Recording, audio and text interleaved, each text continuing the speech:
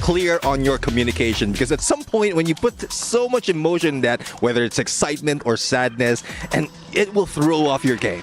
I think it all comes down to balance, right? You don't want to be too hyped, as you said, but you also don't want to be feeling negative throughout the games and matches, which I think, a really great example we saw up on the screen was Core Memory. You could see that Cougar, as much as you could see him wanting to go above and beyond, he's just trying to keep it chill. He took off the glasses. He's looking at his teammates, guiding them, even though he's already down. Right. Now, we do have a standout player from yesterday's matches, and it was none other than Della. So I believe we're going to be getting a bit of a close look into Della before we jump into today's matches. He's got the key. He's going to be receiving it. And I think he's going to do the same thing that Rasia did yesterday, which was basically putting his key up on the stage. Yeah, definitely. I mean, this is something momentous. Being in there, being representing not only your team, but also your region, and just showing up that you're part of EWC 25. Yeah, it must be a very tense moment, putting your key up, seeing Rasia's there as well, thinking, oh, can I outdo this man? I think the best part of it all, oh, please, we need to see it. We need to see the hydraulic press come into play, because I think that's what all these players are looking for. They're just like, give us a chance, just one go. I don't know if you want to look forward to it, because the question is your key going to survive, or is yours going to be crushed, right? Because 6 keys are going to be crushed at the end of the day. So it's a really tense moment. You're kind of praying here that, your key stays intact. Sure, you won't get it back yet, but there's a good chance that you're going to be the winner. You keep your key and you take home 3 other keys. Okay, I have a very big question. Maybe the answer is very obvious, maybe it is not. If you were given the chance to take 3 keys from any teams and they were crushed, whose keys would you want? Oh, that's a good one. I think, tell you what. We got to get the top teams here. I would say that I would take BRU, I would take Fluxo, and I think I would also take Hotshot Esports as well. Gotta get that representation. Gotta get a little bit of everybody. Diversity. Yeah. I mean, if it's any team, regardless of what placement, what standing there are, Falcons, they were the champion. We have Fluxo, sorry, because there's also the global champs. And I would say Brim United, because they have been intimidating from the start. I will keep your answer, but I will change Fluxo for, let me see.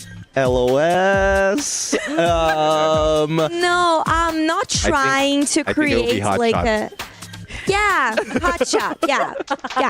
I don't want to improve the reviver. I don't want to improve it. I need to be neutral about it. Gotta make sure that the knockdowns stay down. No revives at this point. I'm glad we have a balanced panel, right? We have peace and chaos at the opposite ends of the couch. Love you all so much. It looks like we do have an STC Club Championship update, in case you guys did not catch this yesterday. Now, of course, we do have the match schedules for all of the games here at EWC as well. So if there are any game titles that you are keen to actually keep an eye out for, here's the completed schedule and what weeks they're going to be played on. So mark your calendars, pick out the dates, and pick out your favorite games, and get ready to cheer for your favorite teams and your favorite players. Now, at the moment, we are currently on the week 2 schedule. So we have League of Legends, Free Fire, Dota 2, and Mobile Legends happening at the exact same time. So if you also watch these other games aside Free Fire, then definitely check out the streams for those corresponding matches and games as well. And now we do have the prizing for our club championships. If you don't know what this is, there is a separate event happening in EWC. Of course, your teams and players competing are going to be aiming for a prize pool, but we have the club championship where the clubs, the teams that own the players, are competing in a separate tournament where if you place high in multiple games and accrue enough points, you're going to be the club champion at EWC 25. So make sure you cheer for your teams as well as your favorite players, because there is so much on the line here at EWC 25. There is, and I think that now that as the weeks are going to continue to go by, at least for some of these teams, now that we know the schedule, I think they're coming to their top 4s and top 2s already, which is why the points are continuously updating.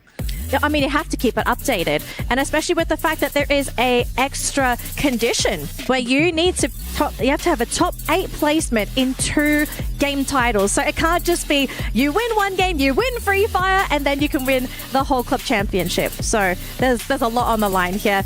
We also have your honor on the line here, my panelists, because we have the Aramco Power Rankings ready to go. So let's see who you have chosen as our top dogs for today's matches. And we're seeing a lot of Buriram, I'm seeing a lot of Loss, and we do have some variety. So starting with Raja, explain your picks to me today. Well, I think Pain Gaming will probably be aggressive today, and they don't have like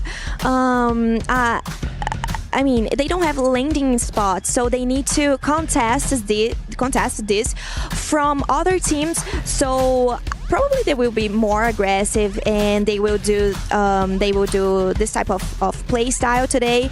So that's the reason why I put Pain Gaming, and Buriram, I think everyone knows why I put it here, and Loss because of the same thing as Pain Gaming. I think they will be aggressive, and they are so good, so it's impossible not put Loss here. I guess it is impossible not put Loss because all of us put Loss in there. And, I guess there's a lot more that will be offered, not only by those on the power rankings.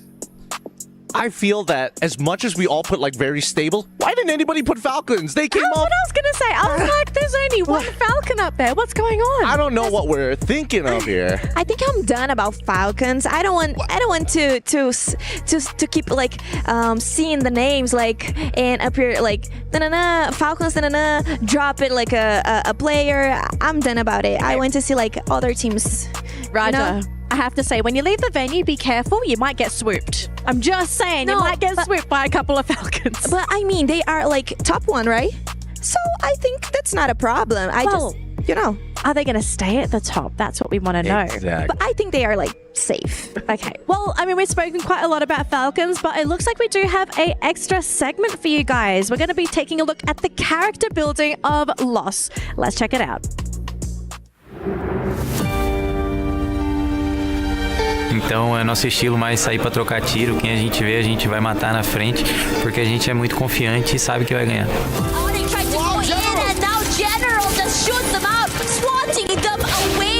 O rival vou colocar como o Flux, né? Que eles são os campeões mundiais atualmente.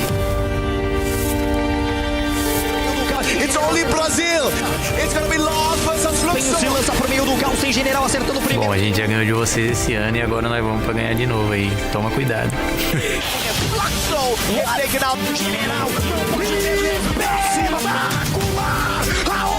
Nosso campeonato regional lá no Brasil é muito complicado, são muitos times bons, tanto que cada ano acaba mudando os times que vão para o Mundial e tal, porque a região é muito forte, então é muito complicado jogar lá e jogar contra o Flux também, que é o melhor time do mundo atualmente, mas dessa vez a gente conseguiu sair campeão. Ele vem, ó, pra cima, como tem que ser, a direção é uma só, vambora, Rigby, já chamou na distância também, Loss!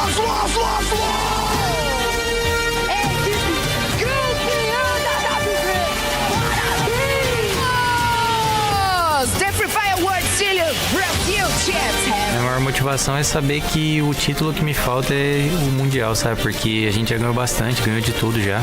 Campeonato Brasileiro, Continental, a única coisa que tá faltando mesmo é o Mundial. Então a gente vem bastante motivado para ganhar esse ano, se Deus quiser. Então para se provar, a gente tem que ser campeão aqui e vai ser dessa vez.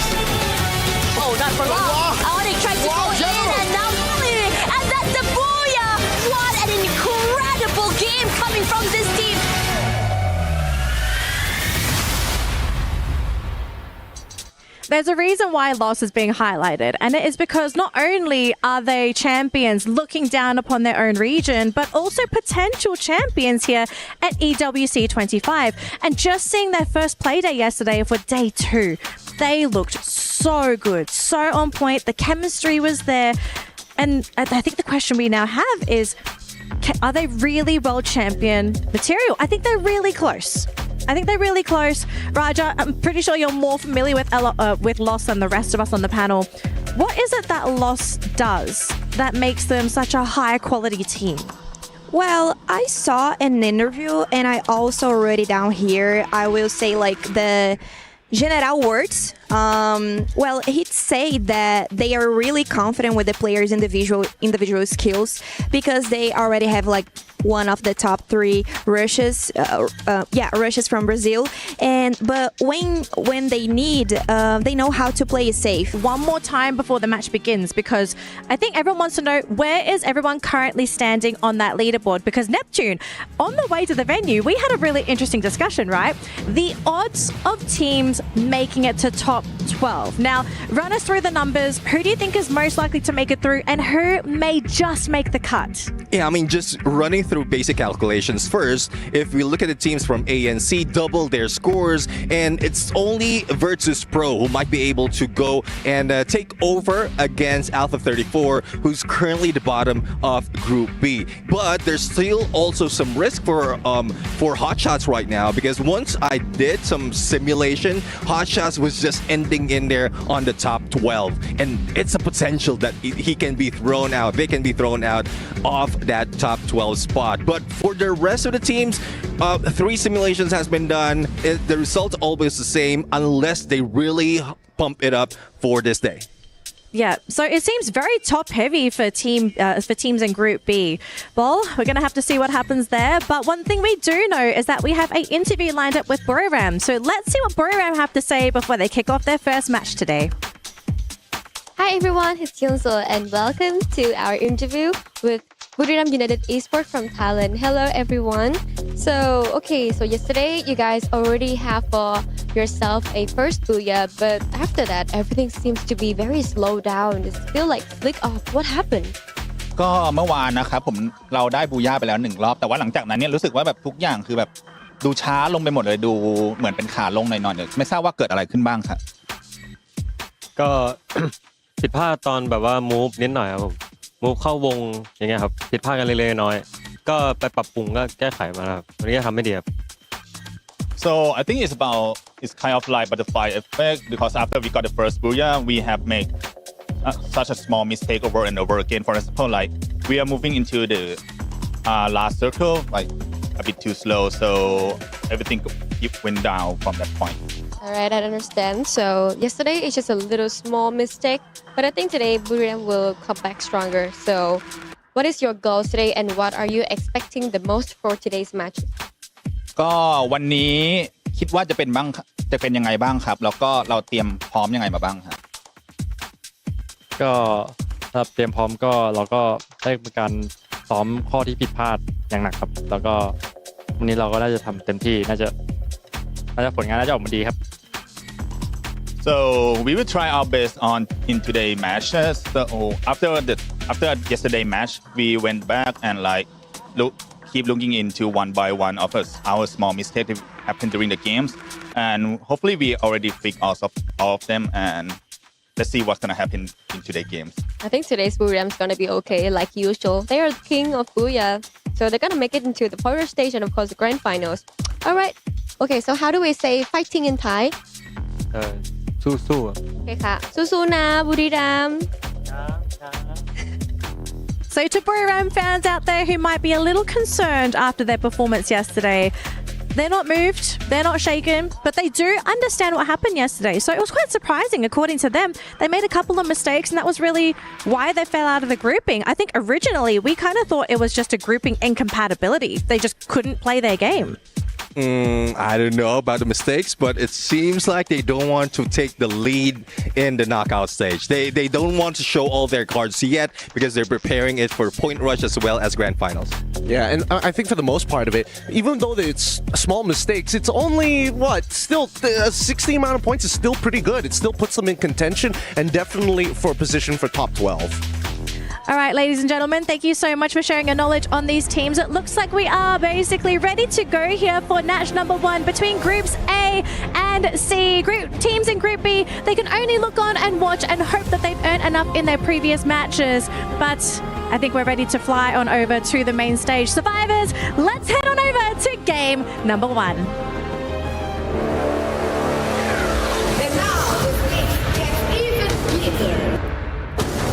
gue cukup seneng banget ada di Arab sini karena ini impian gue sebelum-sebelumnya bareng tim gue juga. Season lalu kita cuma jadi penonton dan sekarang kita akhirnya bisa jadi pemain di sini. รู้สึกดีครับตื่นเต้นก็เป็นความฝันด้วยที่มาแข่งรายการใหญ่ๆครับ Tipo, nunca ter desistido, que eu jogo faz muito tempo já. E ter continuado tentando, mesmo fracassando, seguindo em frente, erguendo a cabeça, valeu a pena ter chegado aqui. Latihan mungkin ya, latihannya lebih keras lah ditambah. Terus kayak saling percaya satu sama lain, saling muatin lah satu sama lain. Yang มีครับยังไม่ได้ใช้แผนหมดครับ Tentang semua tim di sini ya pastinya jago-jago lah ya. Ibaratkan kayak ya ini udah masuk World Champion, pasti semua di sini yang terbaik lah. No Brasil já são times fortes lá, mas aqui é um nível completamente diferente. Cada erro, tipo, por mínimo que seja, custa muito caro aqui. รู้สึกว่าปลดล็อกอะไรหลายๆอย่างครับปลดล็อกหลายอย่างเลยสไตล์การเล่นเราด้วยวิธีไฟท์ทีม A cada queda tentando jogar como se fosse a última e tentando o melhor resultado. ที่เราได้บูย่ามาแล้วเจอกันต่อรอบชิงครับ ก็ปล่อยผมเข้ารอบชิงครับเชื่อมั่นในตัวผมครับเดี๋ยวผมพาชูถ้วยครับ Sampai bertemu di final nanti.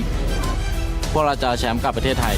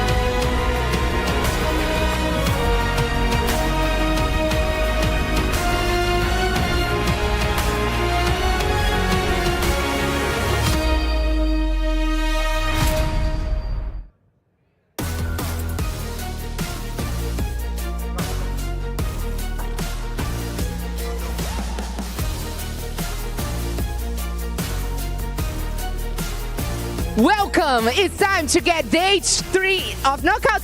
Group B wrapped it up yesterday, and what a show it was, huh? Asian teams are leading strong, but Brazil, Latin, and MENA are fighting really hard to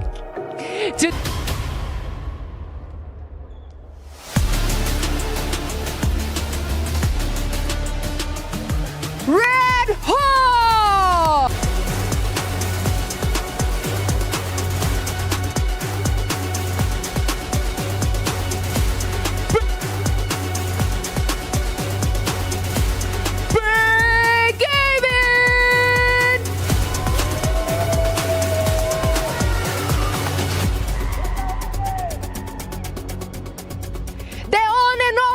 Team Falcons!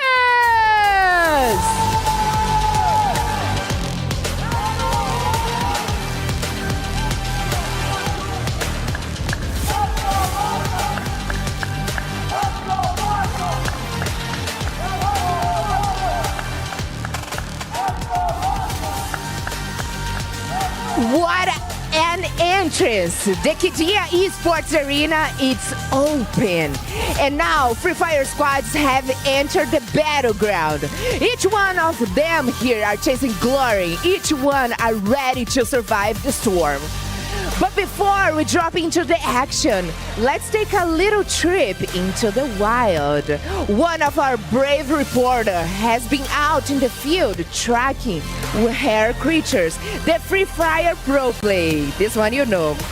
The rituals, the movements, the natural habitats. Let's go now into the wild. The world of EWC Deadliest Hunters. Let's go. Good day, mate. It's me here, Admat, the Play Hunter. We are now right here in Riyadh Boulevard, Ross City for Esports World Cup 2025. And I'm here to try to find out what does our pro player doing here in Boulevard.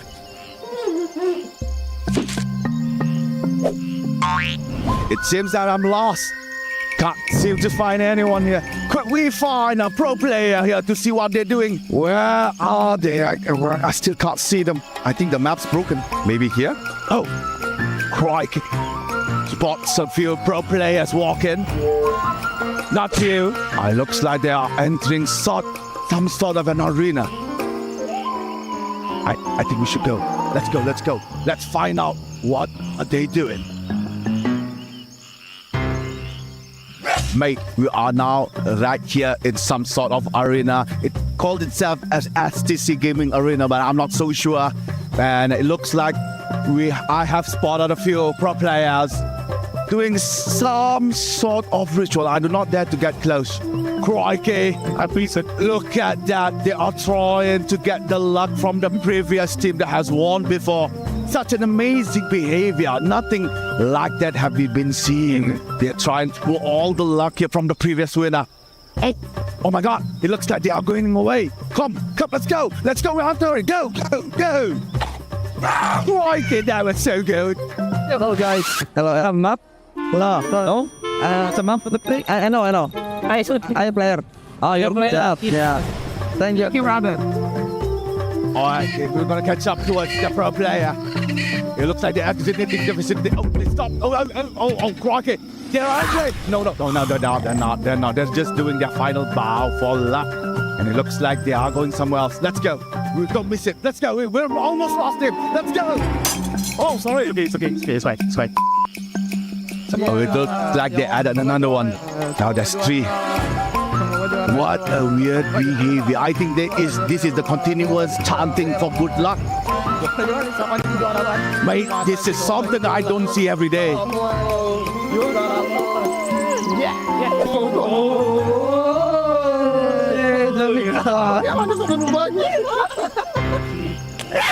Croc, it looks like they have done their ritual. They have went back to their habitat. And that it's all here at Boulevard EWC 2025. I'll see you guys later. Danger.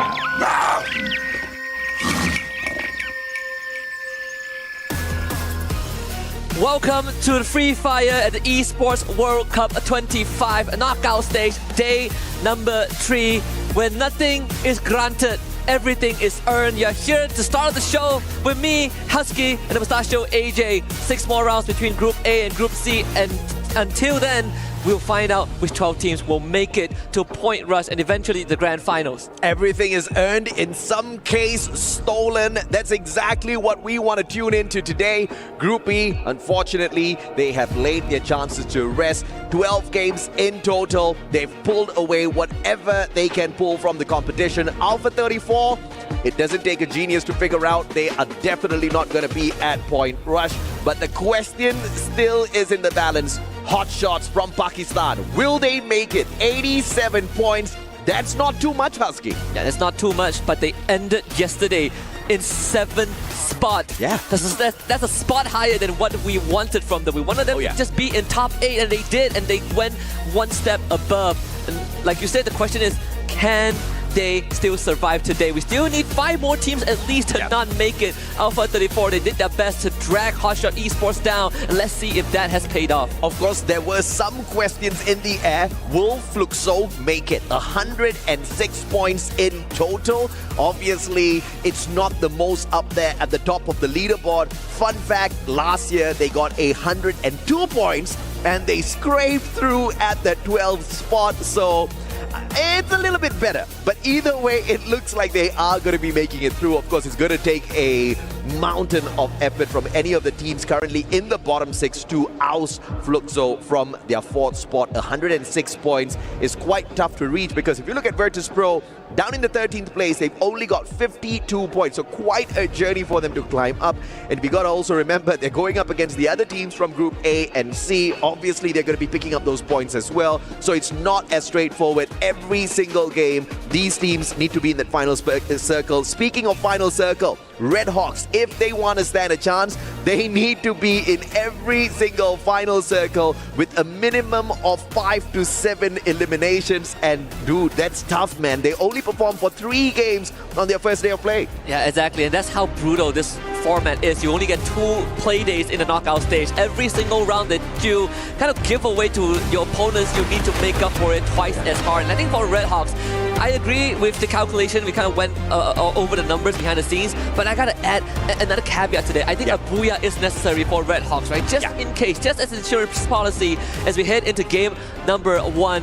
Again, the final 6 rounds before we find out which 12 teams will make it through. We're heading over to Bermuda once more. And for fans out there, you can rest assured that this flight path is very, very generous, straight down the middle. Absolutely, and of course, it's going to be fair and easy. EVOS Esports, though, they're the group stage leaders with 154 points at the very top. Everybody thought it was going to be Core Memory sticking it at the very top, but of course, beating them with those 4 points. And Rasya definitely faced it with a huge smile on his face. A majority of the eliminations pulled away by the Wonder Kid. And this was that fair flight path that we were talking about. Peak totally conquered by Buriram alone, and Dragon splitting up very early in the game. I don't feel good about this. You know what I don't feel good about as well, AJ? VP and RedHawks. They both just dropped in the same spot, and we see very early gunfights, and this is gonna be very bad for RedHawks if they don't make out of this alive. Ideally, if you can somehow beat VP, that would be great. We've seen RedHawks pull off miracle in the earlier rounds in day 1, but that's a day 1 thing, right? That's the thing. That's the unknown. But right now, I think VP have studied RedHawks. They need to somehow make this work. And of course, if the Bangladeshi players want to stand a chance here, they have to play the reversal here however possible. Plasma gun in the hands of Flicker. Shot up from up top. Great rotation by Fuwara. Has got the AUG in hand. Great range on that gun, and Flicker does not want to challenge him. But now all the players all together down on the ground. Fuwara with his head sticking out. This is danger zone, but he's managing the situation well. Yeah. With very limited resources to work with, these movements are a lot more important. So RedHawks go into a 3-1 split. They leave Flicker on the flank. Same as Virtus Pro, who have the same idea. So if whoever can catch the flanker first is going to come out on top. We see Diamond already going on the hunt. VP changing from 3-1 to a 2-2 split. Kutun will make first contact. Good damage being dealt. Fuara getting down by Blade. And now RedHawks bring into action. Nameless also goes down. A trade comes from the side of Diamond, but VP are losing numbers. Beautifully played. The revival comes through in the nick of time by Diamond. And he's gonna get sprayed down. What a save coming on through. Export is there with the double vectors as well. Great rate of fire. Damage not too much. But RedHawks has got this in their pockets. 3 players taken out of the equation already. 1 more playing his chances up against 2. The M590 and the MP5. Exposing Riptide Rhythm to break down their defenses, but that's just asking for trouble early. Kutush finds the knock. And Virtus Pro off on the back foot, and RedHawks picking up a very, very, very important win here at the start of this game. Feels like deja vu from game number 1. Blade drops back in just in time to loot the rewards, the bounty that the rest of his teammates have laid out on the floor alongside the corpses of the Virtus Pro players. And I gotta say, Nurjat saved that fight because the rest of his teammates were down and Nurjat clutched it. Thankfully for VP, someone was revived. The run continues for the Polar Bears, but it's not gonna get any easier. Same can be said for Vision System because Lost has them in their crosshairs. Yeah, Vision System needs a miracle to qualify for Point Rush today, but they go up against one of the most dangerous teams out there in Brazil, and I dare say in the competition. But they are mowing them down. Unbelievable stuff. Rigby 245. Final player in here, round 1 picked up right quickly. And Vision System could not go in for the final blow, but they still outnumber the players of Lost. Only for the next few seconds. Rigby has got enough money to buy back his 2 other team members. But Vision System, timing is key here. And the guy that just got picked up mowed them down instantaneously. Lost with the instant recovery. M598 enough for you, boy. Rigby with the MP40 should be able to make quick work of Andres. And suddenly, in a blink of an eye, Vision System Andres is forced to run away. He does have enough coins to get a revive. Ring around Rosie. Can he do this fast enough before they clear him out in round the corner? And there is just not enough time. Vision System, they fall in the hands of Lost, and off-screen, Virtus Pro gets wiped out. Man had enough time to buy back the whole world. but a misclick for sure. Not even a single revival and vision system out. They were already at the very bottom of the leaderboard. I guess that is exactly where they will stay. Unfortunate for them, but what a start, and holy hell, what a recovery from loss. Recovery from loss and RedHawks, right? Both teams were at the back foot in their respective 4v4s, and both of them recovered. This is the start we expected from loss, but this is the start we wanted for RedHawks. Oh yeah. That difference, that contrast is what's going to make this a lot more interesting with how RedHawks are rotating right now at Shipyard, but south of them it's going to be Team Falcons and Movie Star R7. That is going to be a challenge. Ami Tomake Balobashi, Bangladesh. This is exactly what we need out of the squad. But here comes another deadly predator up in the air. Falcons, they want to fight. Question is, does RedHawks have enough in their arsenal to shut them down? Dragons, on the other hand, up against Buriram earlier on. And it looks like it was deadly snipes all around for Moshi, knocking down player after player after player, picking up those crucial points for Buriram. Thank goodness Dragon Esports are still in this. I'm not really sure about the state of RedHawks though. Falcons, they are very aggressive. You're not ready, they're going to tear you apart and into pieces. It's going to be the case for the side of RedHawks. Kutush also goes down, and suddenly RedHawks have been sliced in half. But Movie Star R7, they hear the gunshots, they are here to fight the Falcons. Well, two can play at that game, says Movie Star R7. They want to be the movie stars here as well. One deadly predator out of the skies. Joker, VSK in hand. Great range for the gun, but fails to find any connection on those shots. They've got the players of Falcons flanked already. Peter, unfortunately for him, does not find any tags under the player up top, but here comes SWAT, and he is the clutch king of R7. Will he get the shot in? Games King, M590 in hand. Unfortunately, it is their own player that gets knocked down to the ground, and Falcons standing their ground. Kororo just now broke his ankles, but they brought him back up. See the rotation from Della. Star player from yesterday, Joker, finally pulls the trigger, and that's on fire down. Games King actually got Peter as well. Two members of Falcons down, but they need the confirmation, and they get it. Kororo now hightails out of there. Hides behind the building. It's him and Limit and a lot of members of Movie Star R7 that they need to surgically cut through, but this is not going to be easy. Limit has got the right guns here, the VSK and the AWM in hand. He just needs the right opportunity, but he's also waiting for the rest of his team members to back away so that they can play that game of revival. He's buying the squad more time, and as he stays hidden, it looks like Movie Star R7 is not detective in this situation. Opportunity to get those snipes as the players are up in the air. Can Limit hit it? They do see Limit now. Finally spotted out 1v1 Limit with a flick and 2 shots in a row. Of course, Limit is the one that wins that one now. A free point for Team Falcons, number 5, but that is going to call to attention the rest of Movie Star R7 to kind of to come and tie up loose ends. Limit now will be surrounded. Games Kings is going to be player number 2 to make contact right around the corner. Limit finds it now on the Joker, but it's just not enough. Movie Star R7 finds their 4th point, but Team Falcons have bought enough time for Kororo to make a run. That's a masterclass in distraction. That's a masterclass in buying your squad more time.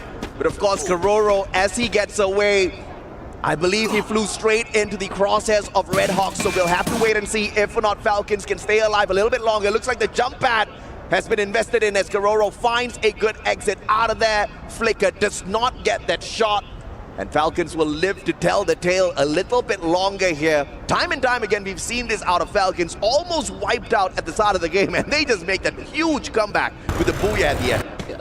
And just to add on to that, that was exactly what happened on their very first game. On day number 1 and the 3rd game. So history could repeat itself.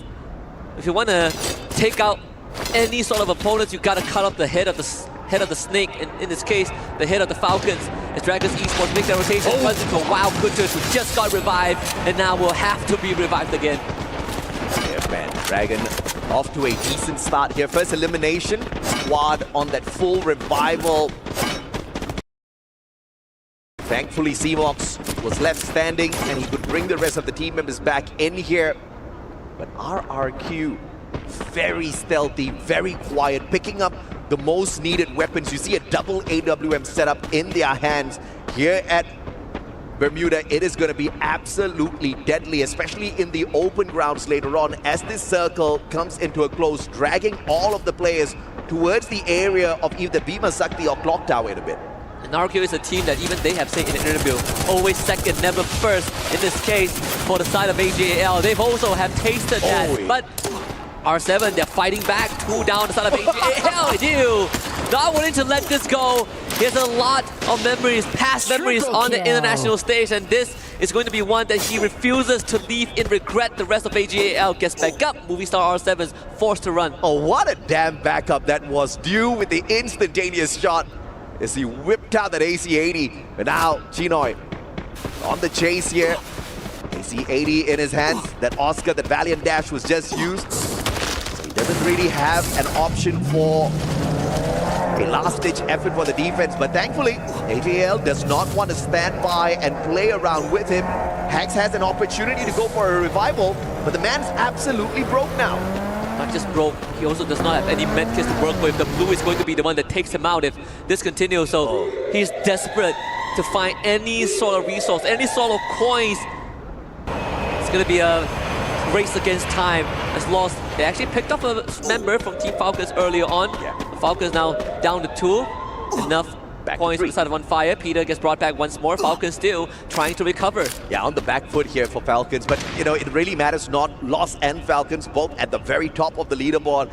I think they can sleep the whole day and still qualify for Point Rush here, so this is just a warm-up game at the end of the day for these two squads. Phenomenal performance on their day 1. On Fire, take it away, Nando 9.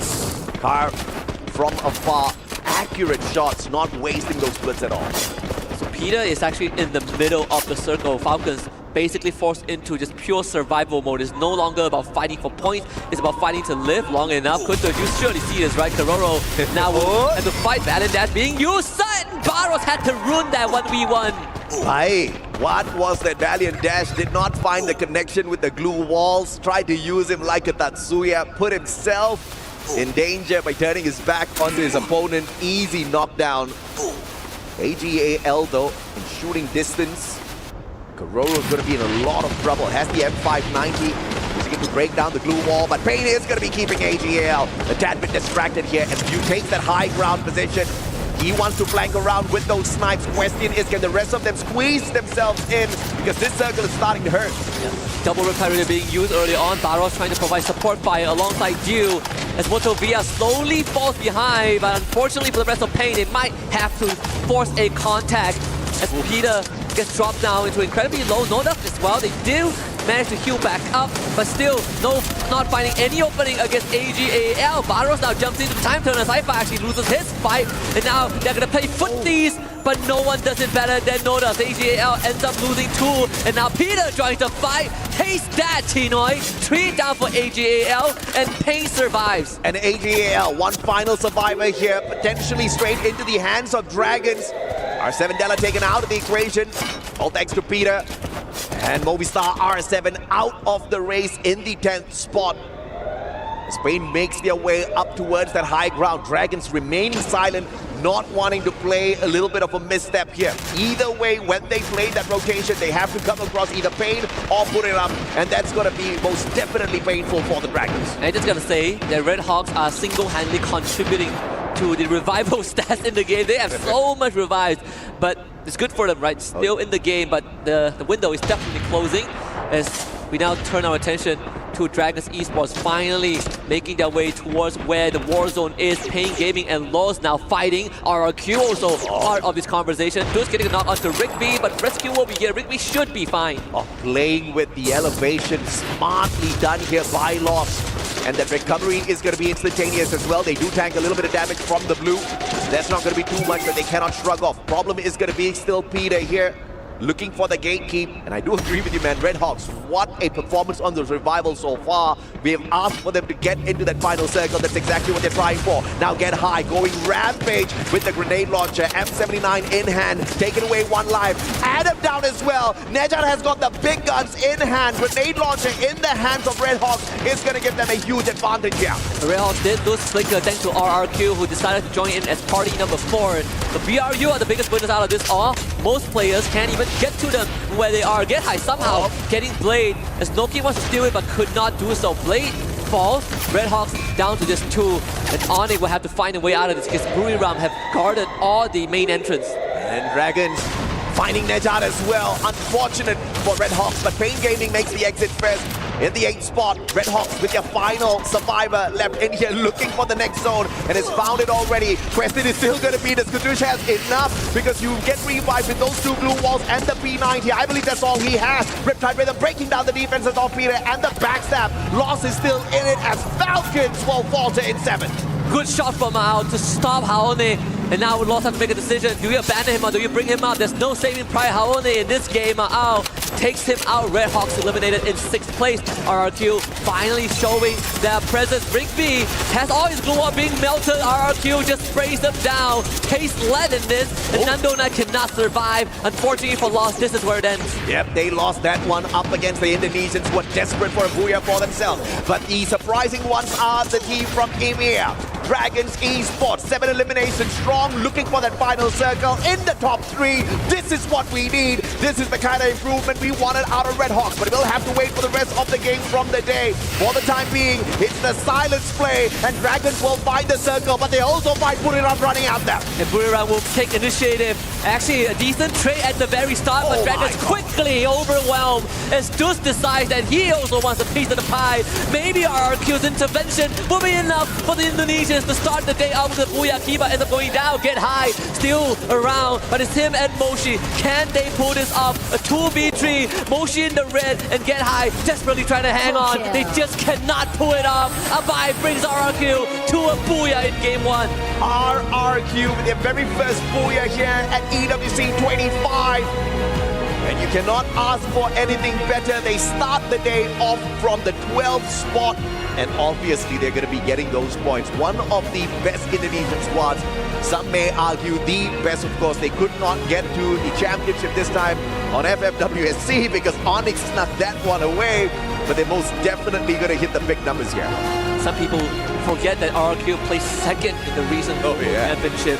And that's why they always say, why are they always 2nd? Why never 1st, right? You look back at the track record of RRQ, they are always in the top spot, but when it matters the most, RRQ falls short. This is a story of redemption. A team that built a legacy, that set the benchmark for the Indonesian region, now have bred new blood that overtook them locally, but they also kind of missed the feeling that when they were still at the top. Yeah, the 2nd spot curse also infecting their brothers from Indonesia. We saw EVOS Esports last year at EWC 24. They did so well, but of course Falcons beat them to the championship. They walked away with the 2nd spot. That was very impressive, and they have not dropped their momentum at all. They've kept that going, and now with the acquisition of the Wonder Kid, they look absolutely dangerous. They ended yesterday at the very top of the leaderboard, and now they are the squad to beat. But of course, we're going to be taking a quick short break here. When we come back, it's going to be Purgatory time, baby.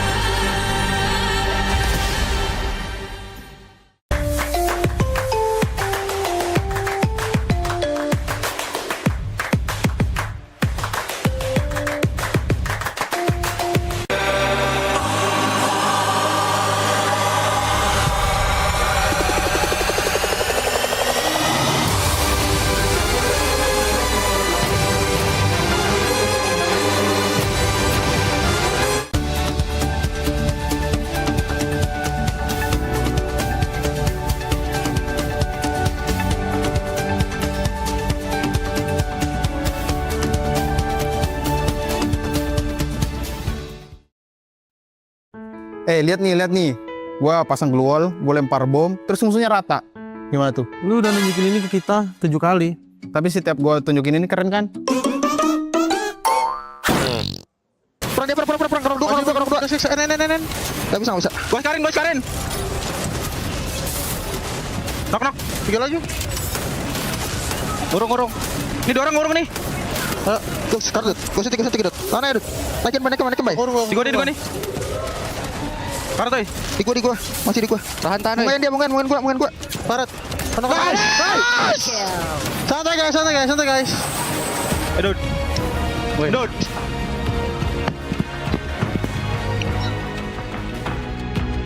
Though RRQ may have started a little bit slow here at EWC 25, they kick things off with day 3 with their very first booyah on Bermuda. And Indonesian fans, I can imagine they are cheering for them at home, in the chat, anywhere that they are, because RRQ, maybe today's the day that they finally come back, because to be honest, they were very, very quiet for their first play day. Gideon, I'm going to have to start with you here. What was the major factor that actually brought RRQ back into EWC?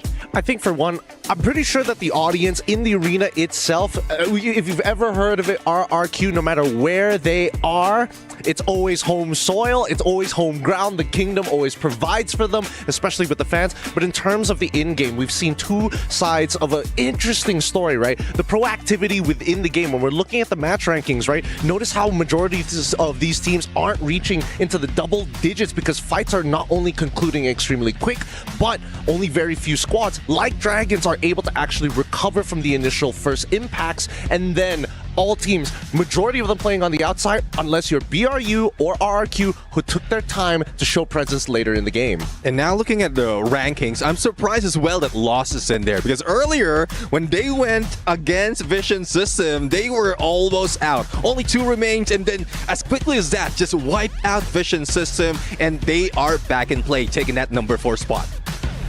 I mean, there wasn't even a good idea from Vision because, you know, they are kind of struggling in the tournament. So they can, I mean, try to fight against like one of the favorites to win the title, you know. So that was not like a good idea at all. So I think it's better for them if they avoid this type of fights, you know.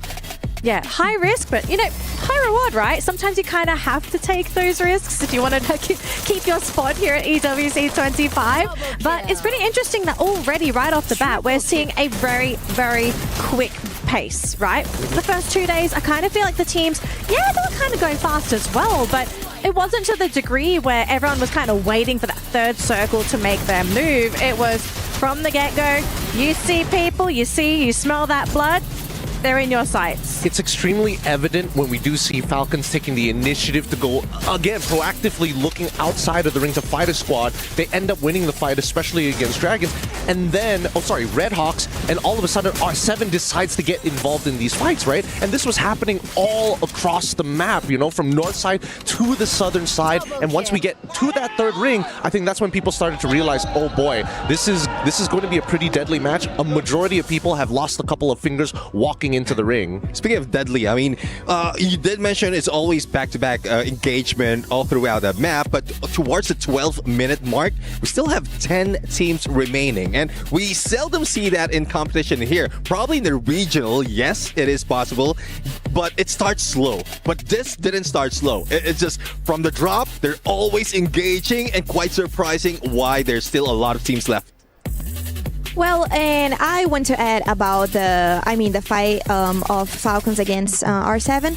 That it's really interesting to see like R7 performing that way because they are not afraid to be like face to face with other Asian teams. So that's kind of interesting because you know, Games King was like shooting at Falcons A, and he was like doing such a great job, you know. Yeah. I do agree. I mean, GameSkin is one of the player that's really doing so much. Thus, all of the top damage that has been dealt right here being shown. And I would love to see a lot more from them. But look at the balance in terms of Burim United, damage and elimination. It means that what they're reaping, they're sowing. I disagree. They're doing too much damage. They're not getting enough eliminations. They're pumping out twice the amount of damage we're seeing the other teams are doing. And teams like Dragons, for example, which I'm extremely impressed by, I thought it was almost done for them. They managed to recover, they managed to re-equip, and they also managed to get into what, in this case, the final circle, which is only the 6th ring. Okay, I want to play with the idea because we saw Buriram having one of the highest eliminations and damage. What if they're struggling to get those eliminations? Like, they're the ones starting the fights, but everyone else is coming in, they're vulturing, they're stealing away those kills. Like, they can't play the game that they want to play. Like, is this maybe a warning sign that Buriram, though they might be feeling pretty confident coming into their second play day, maybe things are just not panning out for them yet? I refuse to believe it. I think they're just that good. Yeah, I mean, we know for a fact Buriram United doesn't start their fight towards the 15-minute mark or close to that. And at that point, they had no choice. So they put in so much of damage, so put in a few elimination, even if they don't finish them up. Right. It looks like we are ready to fly into Purgatory Survivors. So let's fly into match number 2 with Husky and AJ. Purgatory time, baby! And it was a phenomenal booyah from Indonesia, courtesy of RRQ. But of course, seeing EMEA up at the top, seeing the Dragons breathe fire, that's exactly what we want to see out of the squads who are struggling to get into the top 12. But even if they do break into the top 12 right after this, the story would not be over just yet, because down at the bottom 6, all the teams at this point in time are from Group A and C who are in play today. So you have to keep this performance up game after game, Husky. And I think this really puts into perspective how teams like Virtus Pro, for example, right, has had a very weird knockout stage experience so far. Yeah. They have the highest highs, but they also have the lowest lows. I guess you could compare them to Fluxo. The only difference being that at least Fluxo has a more even average throughout until the end of the last 3 rounds of yesterday. Another generous flight path, you know, we've been a lot more kinder to these two groups in Purgatory, right down the middle once more towards the northeastern side. And Virtus Pro, at least this time, gets to head to Moat House. Yeah, absolutely, man. And of course, they are not going to be disturbed for the time being. Diamond, one of their key players, has to pop off the M590, perhaps not having the Tatsuya on their side with the brand new addition. The updates on OB49 has most definitely affected the pacing of Virtus Pro, but everybody had to go through the exact same changes. They just need to adapt a tad bit better. We see the very first circle coming on through here, and it looks like gonna get the final circle somewhere towards Key Lodge and Brasilia later on, but for the time being, Vision System starting off hot up against Onyx, the champions of Southeast Asia. Yeah, the moment you say that, Onyx turns it around and gets a couple of bodies for themselves. In fact, almost wiping out the entire bloodline of PSG this game. Thankfully, Vision System, they do have a survivor. Shix already ran away, but that was as close as it could have gotten. Onyx ended up losing 2 bodies as well, but Zyro instantly gets a revive onto Prime. And also, you look at the radar, Falcons. Day 1, when they did a split, it was a 3-1, 3-5 brigade, 1 a lumber mill. Now today, they dropped all 4 and 5 brigade before splitting up to lumber mill. They understood that RRQ, they also share that island. Absolutely, just kind of playing it safe, just in case RRQ decides to go a little bit crazy, perhaps drop slightly closer towards 5 brigade. But thankfully, none of that happened. And both the squads still alive and kicking, free to loot up as much as they want. Got a little bit of a airdrop here for Kiba to pick up those medkits and blue walls from as well. But of course, the great big question is going to be, do we see Buriram bumped into R7? Movistar R7 dangerously close to Marvel Works. It's a good time to also talk about Kiba's history. Previously with Onyx, it was a big part of Onyx. In fact, last year he attended EWC for Free Fire 24 with that squad, and they had a very underwhelming performance. And right now they're on the other side of the aisle. And in fact, even yesterday, Onyx tried to mess up RRQ's momentum for a booyah, and they ended up, it was RRQ, it was a Movistar R7 that pulled through. We get a ping with the Arvon that could be courtesy of BRU as they are heading towards Crossroad, but they will run into Movistar R7. Yep, now Buriram trying their best to get away here. Movistar R7 definitely in shooting range, and Della is the first player to be found. This is not good for business. Jonah also finding the tags onto Adam, gets the elimination as well, fighting two squads at the same time. Not the best idea here, but Buriram has no choice. Hacks runs on in, finds the sniper of Buriram. The rest of them leave him high and dry. They're looking for a safer spot to play. Games King, final survivor, double glue wall, looking for the pickup. Unfortunate, Hacks needed to confirm Moshi before anything else, but good play. Backup from BRU was just too fast. So R7 ends up getting nothing, and they might lose Joker. Thankfully, he's able to launch himself away in time. BRU saving Moshi, and they keep the run going. But it bought enough time for Onyx to move away, but that also might just funnel them straight into Virtus Pro. Great recovery for both Movistar R7 as well as Buriram. Games King going for the pickup instead of finishing off Moshi. And Buriram, looking at that opportunity, went back in there for the instant pickup just so that they don't have to be on the reset. Moshi gets to keep all of his loot and coins. So neither one of their progress disrupted all that too much. Of course, Movistar losing two players to the side of Buriram wasn't all that too fun. And like you said, Onyx playing that recovery. But now Virtus Pro finding pain. Will they get taken down early once again? Riptide Rhythm going far and wide, unfortunately, for Exposing. And he's holding his ground very well. He's taking down the glue walls of pain to discourage them. But his glue wall just now prevented Peter from getting a potential shot in. This could be a big flank. Boonjim and Nameless, they have the right idea. Are they going to run into pain? No, Glue's exposed. He was not ready for that. The glue wall getting popped out. He has to isolate in his hands, but it's instantly broken down. Peter ends up taking diamond somehow. And now VP forced into a bit of a defense mode. Glue wall melters all drop down. VP pushes them forward. Yeah, fantastic grenade pop here. And straight through the glue wall. Finds Gus for the M590. Looking for Peter as well. Glue wall broken down once again. Peter, no cover for him whatsoever. Boonjim left all alone. M590 for the win, but Virtus Pro unable to undo the pain Esports delivered. And that one is going to hurt. 2 rounds in a row, Virtus Pro got virtually nothing. Oh, no. They're going to end this round with 55 points.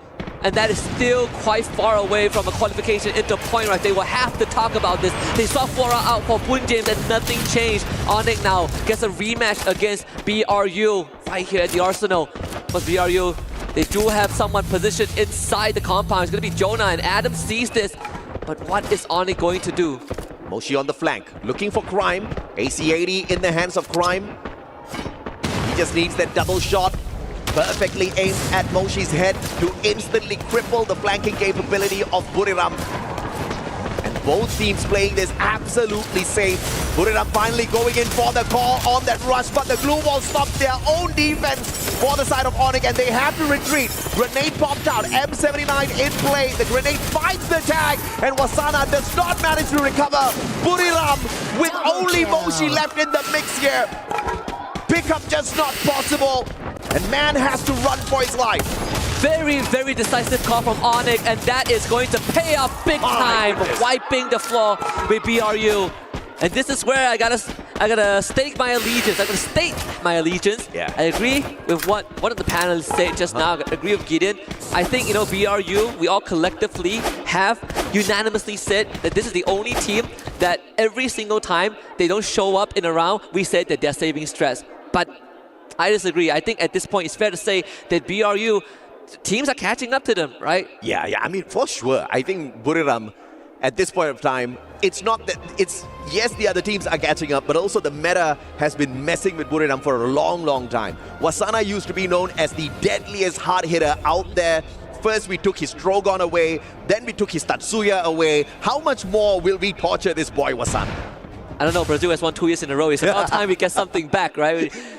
They were the reason, or I hope they were the reason, Skylar got back into the meta, and now Homers is buffed. You know, Intel gatherers have all been buffed. Yeah. See Falcons up against RQ. Abe actually took a shot in the face. As we take a look at a bit of a highlight, some good engages earlier on, but we're going to keep our attention on what matters more. Falcons are actually taking down members of RQ. Yep, finding the first one, but RRQ has got decent enough distance between themselves as well as Falcon to hightail it out of here. Got to fight up against the blue though. Tanking damage from the second circle isn't going to hurt that too much, so RRQ not really playing big risk gameplay here. Just needs to go for that long rotation round. Unfortunately, R7 might just bump into them, so we'll have to catch up with that action in a little bit. Aone on the bike, making a lot of noise, but thankfully nobody around them to find the Punisher with the snipes. Funny enough, there is a UAV hovering on top of them, and we saw a loot drop as well, an airdrop. They are going to be right smack in the middle of two teams, Dragon Esports, Vision Systems. Well, make that 3 teams because AGAL are around the corner. That is a big shot from the AWM. Zyro making his presence known, Pain Gaming in the far horizon. But I think Onyx are also in a very safe spot. If they go down southwards to get to the circle, they are going to eventually run into Pain Gaming, with the exception that I think Pain Gaming, they do have a bit of elevation to work with. Consistency out of Brazil has been phenomenal thus far. Pain Gaming just one of those top performers, one booyah in the bag, and they don't look like they're about to slow down. 87 points in total in their pockets. And they have got literally 5 more games to pick up points, and they don't look like one of those stragglers, right? Game after game, you see them hitting those high numbers on eliminations, whether or not they find that final circle. It's been the Philmatic this game for RRQ. 4 revives and counting. So RRQ, they, even though have the full squad still in the game, they have been getting picked off left, right, and center. So Pain Gaming makes that rotation. Onyx most likely will end up dodging them and having elevation once they get to where Pain Gaming are. There is a choice that Pain Gaming could make, right? Take the zip line down to the next location, close to a vending machine, but far away enough from the rest of the teams. This next circle is going to be crucial. Teams all spread out on the map. It's been moving west side thus far. And usually the game does throw us off a tad bit. But a high potential of moving just towards the outskirts of Brasilia here. Pain Gaming has to deal with Onyx, whether they like it or not. And just on the outskirts of Brasilia, the circle finds AGAL as well as Dragon. Vision System in there as well, but I don't know what kind of miracle they can pull off here. They just don't have enough points in the back. They could play spoilers, right? Like what Alpha 34 did yesterday. The early encounter between RRQ and Lost, where we saw on the feed itself, Lost getting 2 pickoffs in a row. Haone dealing some critical damage to RRQ at this stage of the game. Again, they got the full revive, but at this point we are more than 10 minutes in. Falcons now arrive, and Kiba, he's not even ready for this. He realized that 3 people shot him back behind him. Quick backstab and a 3-point. Yeah, poor boy just got revived, had the P90 in hand, just 2 glue walls, refused to use it, could have used it. But now RedHawks, Bangladesh, can you go up against one of the most lethal Brazilian squads out there? Glue wall melters all laid out, but Flicker, the flank just not working. Riptide Rhythm breaks down absolutely nothing is lost. Pulls the long flank around the right-hand side, down towards the lower ground. RedHawks pulling a very quick trick here as they fake a lower ground rotation, but they stay up towards the top. Lost not falling for that. Jig is up though. Haone sees Flicker. He knows what Flicker wants to do.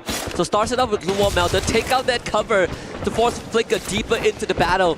They want RedHawks to fight honest, not dirty from long range. And that's where Lost thrives the most. Rigby, Raja mentioned multiple times, top 3 rusher of Brazil. If they can funnel RedHawks into the gun barrels of Rigby, it's going to be beneficial for Lost. Nando Nai got a top ground cover, Lost in an advantageous spot. Yeah, Kutush. Fingers crossed he's got that Supermed in his hands. Nando 9 taken out of the equation. Great play by Blade. But now here comes the reversal as well as Hanaram finds Kutush. Blade down on the ground as well. Revenge is sweet and pretty instant. And RedHawks will falter in the hands of Lost. Lost came in prepared. That was exactly what they wanted to achieve. In the meantime, even off screens, we see Dudes just got knocked by Vision System. Lost did have to pay a bit of price for that.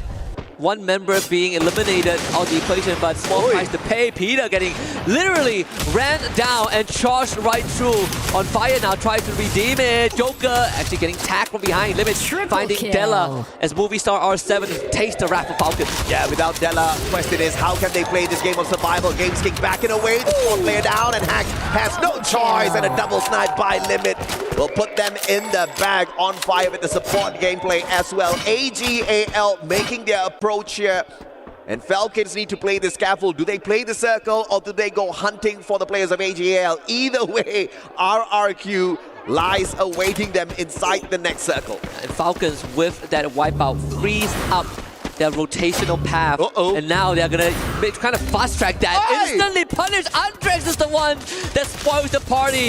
And Abai, just stay still, my little boy. Do not make a move. Wow. Because Vision System are making their presence known. Falcons distracted. Andrex once more with a second collection. Deal steals that away. But Kororo, too late to realize that they made a grave mistake. Abai just needs to wait. I said Vision System needs a miracle. You said Vision System needs to play. Spoilers, they are doing both. 7 eliminations strong. Vision System needs to avoid that circle though, flying straight in towards Dragons Esports. We need to catch up with Dragons in a little bit because they are getting a tad bit too comfortable here. Lost on the other hand. They don't have the numbers, and RRQ surprisingly out in 8th. Oh, that was pretty funny. Kororo turned around, did a 360 and saw him and just blew him up. Another fire Vision System now against Lost. Rigby actually getting gunned down. This is not panning out the way that Lost wants. The 10 elimination. The blue wall goes down. Vision System showing up late, but not too late. Lost is out. Oh, I don't know if it is not too late, but it looks like they are wrecking some of the opportunities for the big squads here. Dragons now looking for Vision System. And they had the vision to strike early, but the solid blue walls erected to trap them in the container. They back away. Vision System though, tossing in those grenades is going to be crucial at this point. Dragons will pull up their own blue wall to avoid the damage. This is going to be a heck of a confrontation. I don't think we've seen these two teams duke it out 4v4 until this point. Now obviously Vision System have more eliminations, and for Dragons, they need to start catching up. A bit of chip damage being dealt down. Jotai actually moving forward, trying to progress. But for Dragon Esports, those blue walls, they're going to melt in an instant. The bombardment commences. Shakes once more, gets a good snipe, and Dragon Esports trapped in their own building as Vision System cleans up house. There's an extra 4 points on the docket, 13 for VSC. What a miracle, Vision System! And now full recovery for them. Shakes has got the Superman on him. Backs away, but AGL knows exactly what's up. Tossing in all of those blue wall melters, making sure those defenses do not stand erected for long. And Dew with the snipe from afar, he's not the guy who gets the connection. It is Chinoy, sidebar, the combo, absolutely deadly. And they want more. Flirting with the blue, and Shakes makes the wrong decision. But either way, there's no running. AGAL puts an end to it and pulls a booyah in the bag. And AGAL needed a win. Sooner or later, this was also a team that had gone through trials and tribulation on the international stage. A few years ago, Dew was at the height of his career, finishing, I believe, top 4 in FFWS 2022 in Bangkok, Thailand. And ever since then, he has not been able to return to that prime form, whether it's an individual struggle or a team synergy problem. AGAL right now is his best chance, and with this booyah, they are going to remind everyone that they have been contenders all along. Oh yeah, absolutely, man. I mean, what a great play from the teams that desperately needed the points, right? 3 out of 4 teams in that final circle are currently sitting in the bottom 6, and Vision System with a stand-up performance. Unbelievable stuff. We have never seen them in that mode. I guess desperation sometimes brings the best out of you.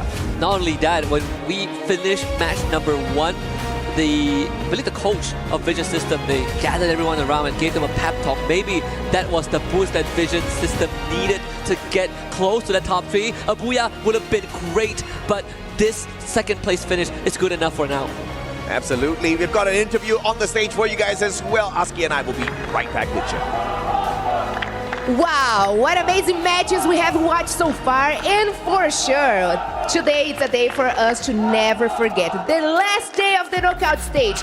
And of course, we have to take a word with the first booyah, the first team that got a booyah here today, which was RRQ from Indonesia. And I have here with me Abai. This guy here doesn't need an introduction because you all know him.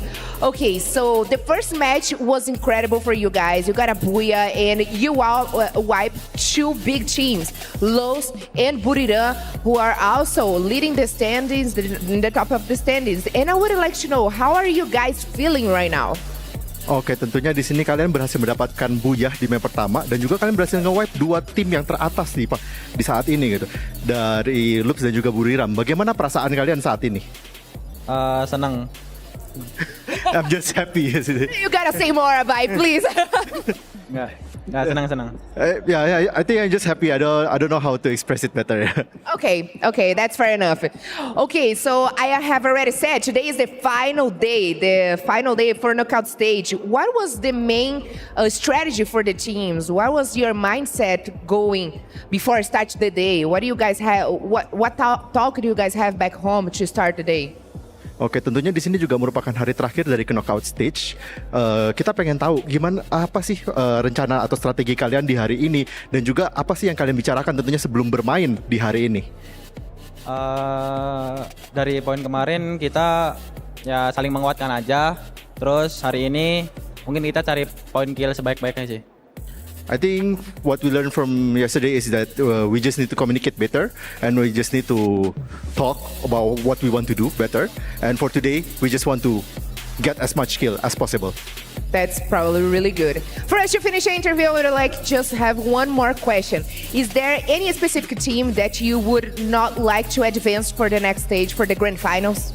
Apakah ada tim yang kalian gak pengen untuk bisa lanjut ke babak selanjutnya? Fluxo.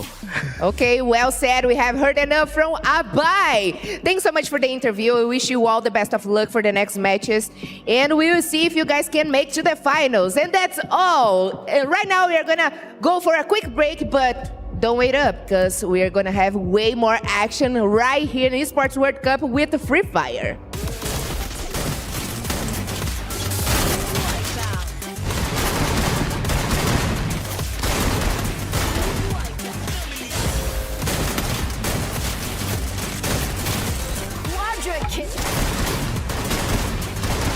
Triple kill. Dominate. Unstoppable. Hello everyone, it's Yunsu. Welcome to the Boulevard, and I'm right here at a haunted house. We have a storyline here, the Zila story, which is for this house, and I'm going to explore the opening for you guys here. Well, the atmosphere is very scary. You see pictures here. What is those sounds? Okay, pictures, dark pictures, very scary. I don't know what is await me there, but I feel so scared, anxious. Why those pictures look so scary? Oh, that is a dead body. Why so many dead bodies here? Cố tôi là nạn nhân. Hello? Anybody here? Hello? Hi? Okay, I don't know if I'm gonna come back or not, but I'm going to explore the rest for you guys. Then, okay, goodbye. Some rush in instinctively. Others run the chaos. What a phenomenal reposition, but with the launch pad straight out the circle, they get a tag on that circle first, and now Buriram fires on to Abe. This is Wasana. สำหรับตัวผมนะบทพิสูจน์บทท้าทายก็น่าจะเป็นเรื่องของการเริ่มเข้ามาแข่งใหม่มากกว่าครับ Buriram United! They just don't win, they dominate. The kings of Booyah are back. เริ่มมาแข่งแรกๆก็มันแบบเราจะเจอทีมที่เก่งกว่าเยอะช่วงนั้นก็อาจจะแบบว่ามีคนที่เก่งกว่าเราเยอะมากเลยอะไรประมาณนี้แต่ก็พัฒนาตัวเองมาถึงจนจุดนี้ได้ครับ In Buriram, he's part tactician, part stormbringer, trusted by Gehai, Moshi, Yoena. อยากแบบเป็นผู้เล่นที่แบบแข่งไปนานๆเลยครับสอนแบบว่าตั้งแต่ตอนเข้ามาแรกๆเลยครับเพราะทุกคนมันเป็นคนที่แบบประสบความสำเร็จมาแล้วมีประสบการณ์มีอะไรแบบผมเข้ามาทีมนี้ครั้งแรกก็ไม่ได้มีอะไรเป็นแชมป์หรืออะไรเลยครับแต่พอเข้ามาทีมนี้ก็พี่เขาได้สอนหลายอย่างให้ก็แบบทำให้ผมเป็นผมทุกวันนี้ You gotta really give it to this team. Buriram United just going super aggressive right now, very explosive. A rusher with a plan, a warrior who thinks. This is Wasana, Buriram's quiet strategist. Now it's gonna be Buriram trying to finish off everything. And one more shot. Booyah! ก็พวกผมก็จะทำให้เต็มที่ที่สุดครับพวกผมหวังแชมป์มันอยู่แล้วครับแต่ก็จะทำให้เต็มที่ที่สุดแล้วก็เอาแชมป์มาฝากทุกคนให้ได้ครับ The blue will be closing in soon. There's no shift anymore. Here comes Wasana timing that numb. Another booyah! คือมันวัดกันในหน้าเกมอย่างเดียวเลยว่าแบบว่าใครจะแบบเหนือกว่าก็คือแบบจนได้มาแข่งถึงทุกวันนี้ครับ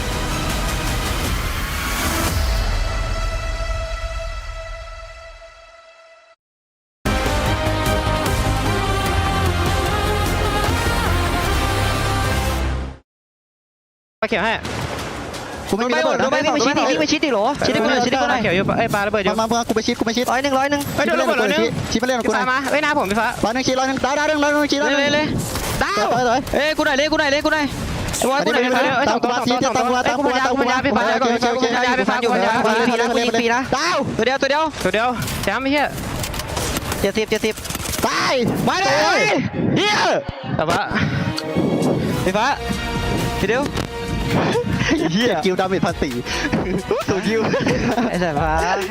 AGAL lock in our second booyah of the day, and things are really starting to heat up because the bottom of the bracket are hungry. We have gotten booyahs from teams that are currently sitting outside of that threshold of top 12, and they know they need those points. So all of a sudden, we're getting a very interesting match day where it's not a battle between the Titans at the top, it's a battle of all of the Davids at the bottom.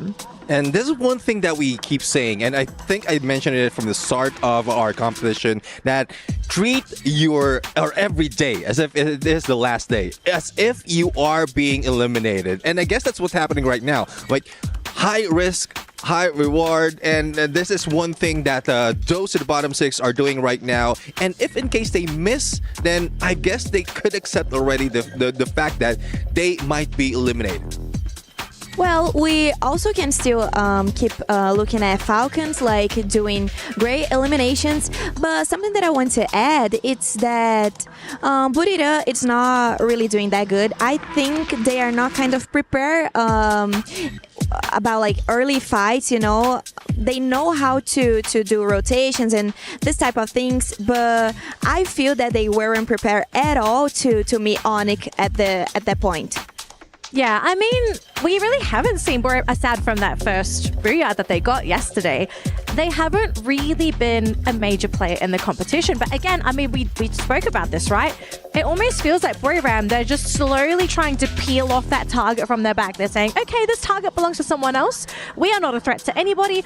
We are harmless. Please leave us alone when we get to the final stage. But Buriram fans, I don't think I'd be concerned either because, I mean, Neptune, I mean, you have the numbers in front of you. Buriram are kind of safe, right? I don't think they are at any risk of falling out of top 12. Yeah, they are safe and they have potential to be able to bring that number. So I think it's just a play not to be in a spotlight of like the players and the teams that will be going into Point Rush and Grand Finals. But I also want to put a spotlight in some of the teams like AGAL as well as Vision System. They were at the bottom of our leaderboard and they were the top as well as the second place in that game. But we also see Dragon Esports survivability at its finest. This is one thing that we want to see from those of the underdogs, and I guess they're working in for the placements before they go for elimination because it was slow in terms of elimination, but they managed to survive a little bit longer. I'm so glad you brought up Dragons because they have actually been quite consistent today. Although we've only played 2 games, they were the third last team to be eliminated in our first 2 games. So Dragons, I mean, it seems if they keep this up, they have a very good chance of making it to the next stage. But I do want to sort of make a bit of a statement, right? The fact that all the points now are going to the team towards the bottom of the bracket, this actually destabilizes the bottom section of the top 12 because the points are not going to the top because the teams that are in top 12, let's say 12 until 9, you want the points to go to the very top because that means the points are not going towards the bottom teams, but that is not happening. It's the opposite. All the bottom teams are getting it. So now all of a sudden, teams at the bottom are getting scared. So what do you end up doing here as a team that is potentially going to get knocked out of that top 12? Do you now suddenly have to be the ones to make the proactive plays because you can't afford to play passive anymore? Well, it depends on your play style, but most of the teams, they just have to lay low, go for survivability first. They go for the placement first, and then along the way, if they can get elimination, then that's where they stack up the numbers. Because if you risk so much in terms of fighting against a team, getting a lot of elimination, we've seen that a lot happening, and it is just like disappointing if in case you lose a fight. It would be. Now, here are the overall rankings, ladies and gentlemen, the updated overall rankings. So we're still quite early in the day. Now, of course, we are still seeing a lot of teams from Group B very high up on that leaderboard. But as we continue to play and more points are distributed between Groups A and C, we will start to see a more finalized list of our top 12. Now, Neptune, I know you're the man of numbers. I love to ask you this kind of stuff, okay? Who is looking safe here? We said yesterday that there was a safe threshold, which was, I think, 130 points, wasn't it? So just looking at the leaderboard now, who do you feel is looking pretty safe? Like, where do you think is the safe cross line? So I guess at this point, for the moment, it is Pain Gaming spot, because currently, like, they are 100 points already, and I don't think they will be short of 30 by the remaining 4 matches. So there's still a lot more that they can do. So hopefully they will be able to chase that number. All right, we are getting ready for our next matchup, folks. But before that, though, we do have our SMB head-to-head with Gideon. Let's head on over to the main stage. What's up, Gideon? Hello everyone and welcome to the SNB head-to-head here at the Free Fire EWC World Cup Arena. And this is exciting because with us right now, we have the Falcons fans loud and proud over on that side. We have the teams rallying for each other, but we have to do our jobs. Right now, I am glazing DRG. They're doing incredible. It is halfway or almost halfway through day number 1 right now. And they are just ruining so many hopes and dreams of so many big teams. I mean, you say ruining the hopes and dreams if we're talking about a team who came all the way to Riyadh. Can we give it up for some of the RedHawks fans? Give it up for them. They flew all the way in to show some support wherever you're from. If you're from Bangladesh, give them your energy today because this is the most important round. They're going to be looking to get as many points as possible, and based on what we've seen, slow start, but they can do even better. And with these fans in the arena, they can only do the best. Let's throw it off to our casters. It's map number 3. We're going to catch you right after this. Map numero 3. It's time to head into map number 3. Here we go. Dragons Esports RedHawks fans flew into Riyadh just to watch them play. But this could be the breaking point, especially for the RedHawks. But just now we saw a scary side, AJ. We saw that Hotshot is already down 11th spot. Dragon Esports, they have a hell of a good chance of making it if their run continues in this manner. I honestly thought you were going to say Touch Bunny, but okay. I know exactly where you're coming from. This is danger zone for sure. And obviously, we have to say goodbye to one squad, Alpha 34. We already knew that they stood no chance, but Hotshot's getting pushed down lower and lower. Pakistan can't do anything about that as well. Out of Group B, not a single booyah on their side, 87 points. The bar to exceed is pretty low. But the question still remains, can the teams actually oust Fluxo from their number 6 spot with 106 points in hand? They look pretty solid up there. Yeah, they do. I think right now, if you are looking at just the standings alone, right? I feel like Dragon Esports, they should be very, very proud of what they achieved. I think the fans from Bangladesh should be very proud of this debut appearance on an international tournament and at EWC of all things. I would not be able to handle the nerves, but here they are, 2 positions away to make it into top 12. And all they gotta do from that point onwards is to maintain it. Yeah, I mean, RedHawks obviously need to hustle quite a little bit before they can stand a good chance to sneak into the top 12. And we do have 4 more games on standby here. There's a lot that could happen. We just saw a miracle in front of us. Vision System out of nowhere pulling off a massive game. And that's exactly what RedHawks need to aim for.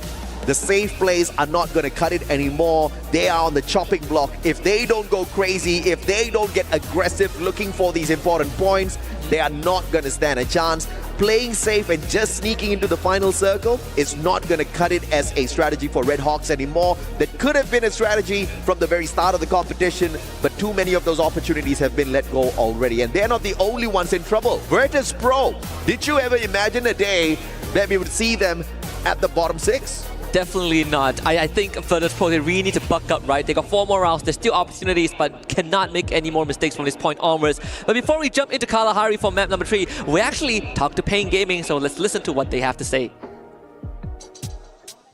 Hi everyone, it's Yunso and welcome to my interview with the Pain Gaming. So into our first questions, how do you guys feel after taking a rest from the game and today coming with the group A and Group C with very top performance teams? Then how do you feel right now?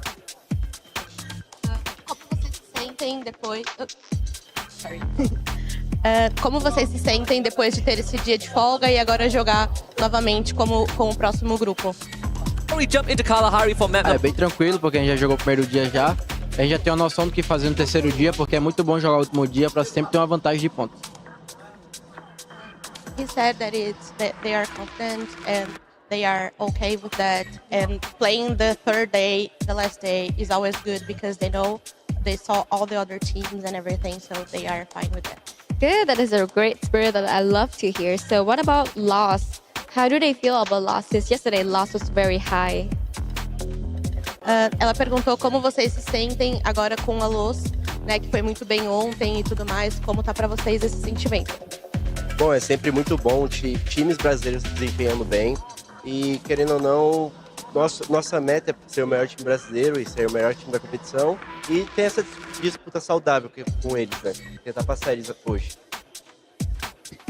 He said that for us, with the Brazilian teams going well, we are so happy for them, but we want to be the best team on Brazil and win the championship. So they are happy for them, but we'll beat them today. I understand. So last questions to end our story here. What are you guys expecting the most for today's games? O que vocês esperam de hoje, dos jogos de hoje e tudo mais? A gente espera um jogo mais agressivo, um jogo também que a gente tá visando tirar algumas equipes para a final. E é isso. É um jogo mais agressivo que a gente precisa buscar fazer pelo menos aqueles 30 pontos. Tá um jogo mais calmo para nossa equipe e algumas equipes precisam pontuar, principalmente a equipe da Ásia. Our coach says that we need to be more aggressive today, and we need to make at least 30 points. So we are looking for this aggressive game today, and we know that some teams need to make some points too, and we are here to beat them. All right, I think it's enough for today, and of course, today's game is going to be the last day of a knockout stage, so everything is going to be very intense because we only have 12 slots to go into the finals. Let's keep support for our team. Of course, support the best Brazilian fans, support for your favorite team. Here I have with Pain Gaming. Good luck to you guys all today. Fighting! Pain Gaming ready to deliver the worst to their opponents to keep their spot here in the top 12. At this point of time, they've got 101 points in the bag. That should be good enough, but I'm very sure they want a few more, Husky. Yeah, I like how the coach was managing expectations. I want them to get 30 points. Yeah, come on, you can get 30 points in one game. And fun fact, Pain Gaming actually in the community tournaments, right after the FFWS Brazil in the earlier season, they actually took out teams like Los and Fluxo. Oh yeah. So there is a storyline right now that we are getting closer to its conclusion, where there's a universe. We make it to Point Rush. If Fluxo doesn't make it, it means that the other two teams that have bested them and put them second will be there. Pain and Loss. Can you believe it? I most definitely can believe it. Anything is possible here on the world stage. Anything is possible at the Esports World Cup. And here you go. The teams in danger. 6 of them. RedHawks, one of them. They need a miracle for sure. Vision System just showed us what sort of a miracle they are capable of. And obviously, we want to see a little bit more from the Chilean squad. AGAL, though, at Foundation. And very early gunshots here. Not so sure exactly who's aiming for their heads, but they should be pretty safe. I believe we saw a player from the side of RRQ quickly sneak away from Foundation. Very sneaky from RRQ, trying to take over two compounds at the same time. Yeah, it was Abai. He fired a couple of shots and he's like, okay, I'm going to go back to where my team likes the most, which is Refinery, and that has always been the headquarters of RRQ. Goes actually out in the open, finds an airdrop. Bit of a lady luck to say, fortune smiles upon the bold. Pain Gaming so far have really been tearing it up. Well, this next circle should give us a rough idea as to how the movements of the squads will go. Circle 1 still pretty balanced in the middle. Just moving down south side a tad bit more. RedHawks. The read is pretty accurate from a lot of these squads, but RedHawks getting into a little bit of a tussle here at command post. Not the best of things to happen to the squad that needs a miracle in terms of points. And Nejad could not get away. Climb dropping down like the god of death with the M590 delivers exactly that. I felt like RedHawks made the wrong read. I guess command post is an Onyx place to be at. They made the rotation straight in. And now Onyx are going to chase down as much RedHawk members as they can. Kutush will be the first point of contact. Ducks away to the sub. There is a chance for them to lead Onyx into Pain Gaming, but if you are RedHawks, you cannot be in a position where you are just running for your lives. In this case, they don't really have a choice. Kutush puts up the glue wall, but it's only a matter of time before Noki blasts through that, and Kutush will just have to fight for his life. Doesn't have the health bar to do so. 3 points for Onyx. I had the right gun, just did not have the right timing there. That plasma gun had enough bullets in the mag to continue spraying on for days. It just didn't help the fact that the assault rifles are now doing more damage to those glue walls. Glue wall melters are very useful, but the assault rifles will bring them down in no time as well. Zyro actually making a rotation down to the southeastern side and run straight into BRU. So that's going to be some information given over to the team. Instant revive for Onyx. Nothing much was lost in the process. Zyro opts to drop back to command post, even using the binoculars. As we turn our attention to Mammoth, that's where RedHawks escape to. They will be near Pain Gaming as Movistar R7 takes on Falcons. Great recovery here for RedHawks. The double revival will still keep them in play. R7, no Riptide Rhythm's gonna block him. The chrono popped instantaneously. Doesn't take any damage whatsoever on fire. Backs away to the rest of his team members as Della is found. Peter with the aggression on fire though. Misses by a single second. Circles around, finds another window, calls for backup in Kororo as well. Electrotherapy on play, but it's not enough. On fire though, keep the squad in play. On the drop of the M590. And the pickup is not too troublesome at all. Falcons making quick work of Movistar. Yeah, Games King try, he really did. Joker was able to run away to confinement. There is a vending machine there. They should have the coins to get a revive going. AGAL not doing that well. Cypher and Barrows removed from the equation as lost now. Tosan Lane actually a bit of a ricochet. Dew able to jump away. Can they pluck him out of the skies? Dew is going to land, but General and Haone is on the case. Trying to go for a swim. That first one is going to miss. Shooting fish in the barrel. Dew makes it to dry land, but Los continues the pursuit. Good double glue wall, and Dew sends the response. He's got the M82B. Riptide Rhythm breaks down the defense. It's Hanaral. One more shot required, and Dew missing the final opportunity. Haone stepping on out. Dew taking on two players at the same time, but not enough glue walls to keep him safe for long. Dew finally is sacrificed, but bought the squad enough time so the rest of them could get away. Saved by a tree, General. Ducking behind nature to keep himself in the running. Dew going down. Puts AGAL at once more another precarious position. Sure, the revives come true, but they've lost big weaponry. Vision System, the second place finisher in the previous round, now finds themselves head-to-head with Dragons Esports, the two teams that both Gideon and Tash mentioned earlier on in the head-to-head. Dragons not too far away from the top 12. But once again, the teams that they're going up against here in the bottom 6 are mostly from Groups A and C who are in play today. Alpha 34, the one squad that can't do much about their position. Hot shots as well. So 2 spots guaranteed. In order to make more, they need to push Fluxo out of the leaderboard here as well. And that is most definitely going to take a massive amount of points. Vision System, I wonder if this miracle play can continue for them though. it's looking more and more possible for sure. Yeah. But the consequences of that would be pushing up Fluxo means that Hotshot is guaranteed to not qualify. Oh, yeah. Because they are the next on the list, they're next on the chopping block. I think it's pretty much guaranteed already. Hotshots are not going to be making a 2-point rush. They're just way too close to the bottom of the leaderboard. And the rest of the teams don't really need all that too much.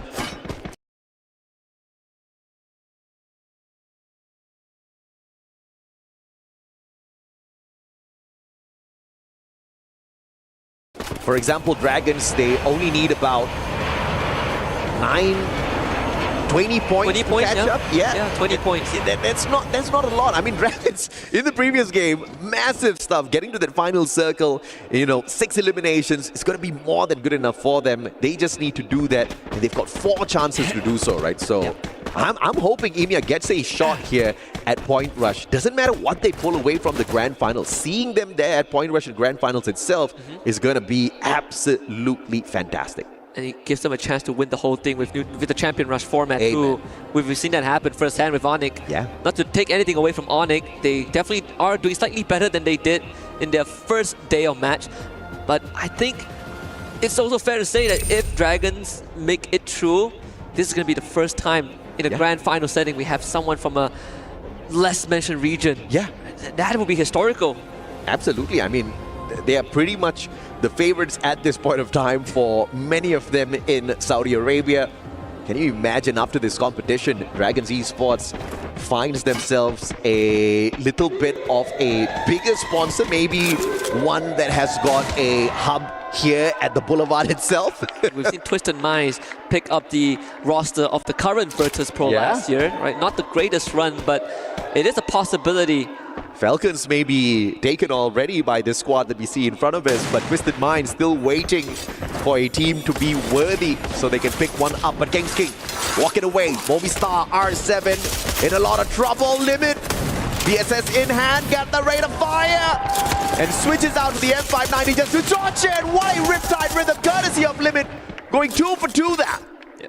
2 for 0. So much commitment from the side of Movistar R7. You can't blame them. They needed to stay in the round, and they know that they have to play distraction. So that 2 revives early on is going to carry on the legacy of R7 in this round. But for Team Falcons, they've definitely found their mojo. 7 eliminations and counting, and confinement. Plenty of time to loot things up. The blue is closing in, but it doesn't really affect Falcons too much just yet. Limit is super rich at this point of time. 2,900 coins in his pocket.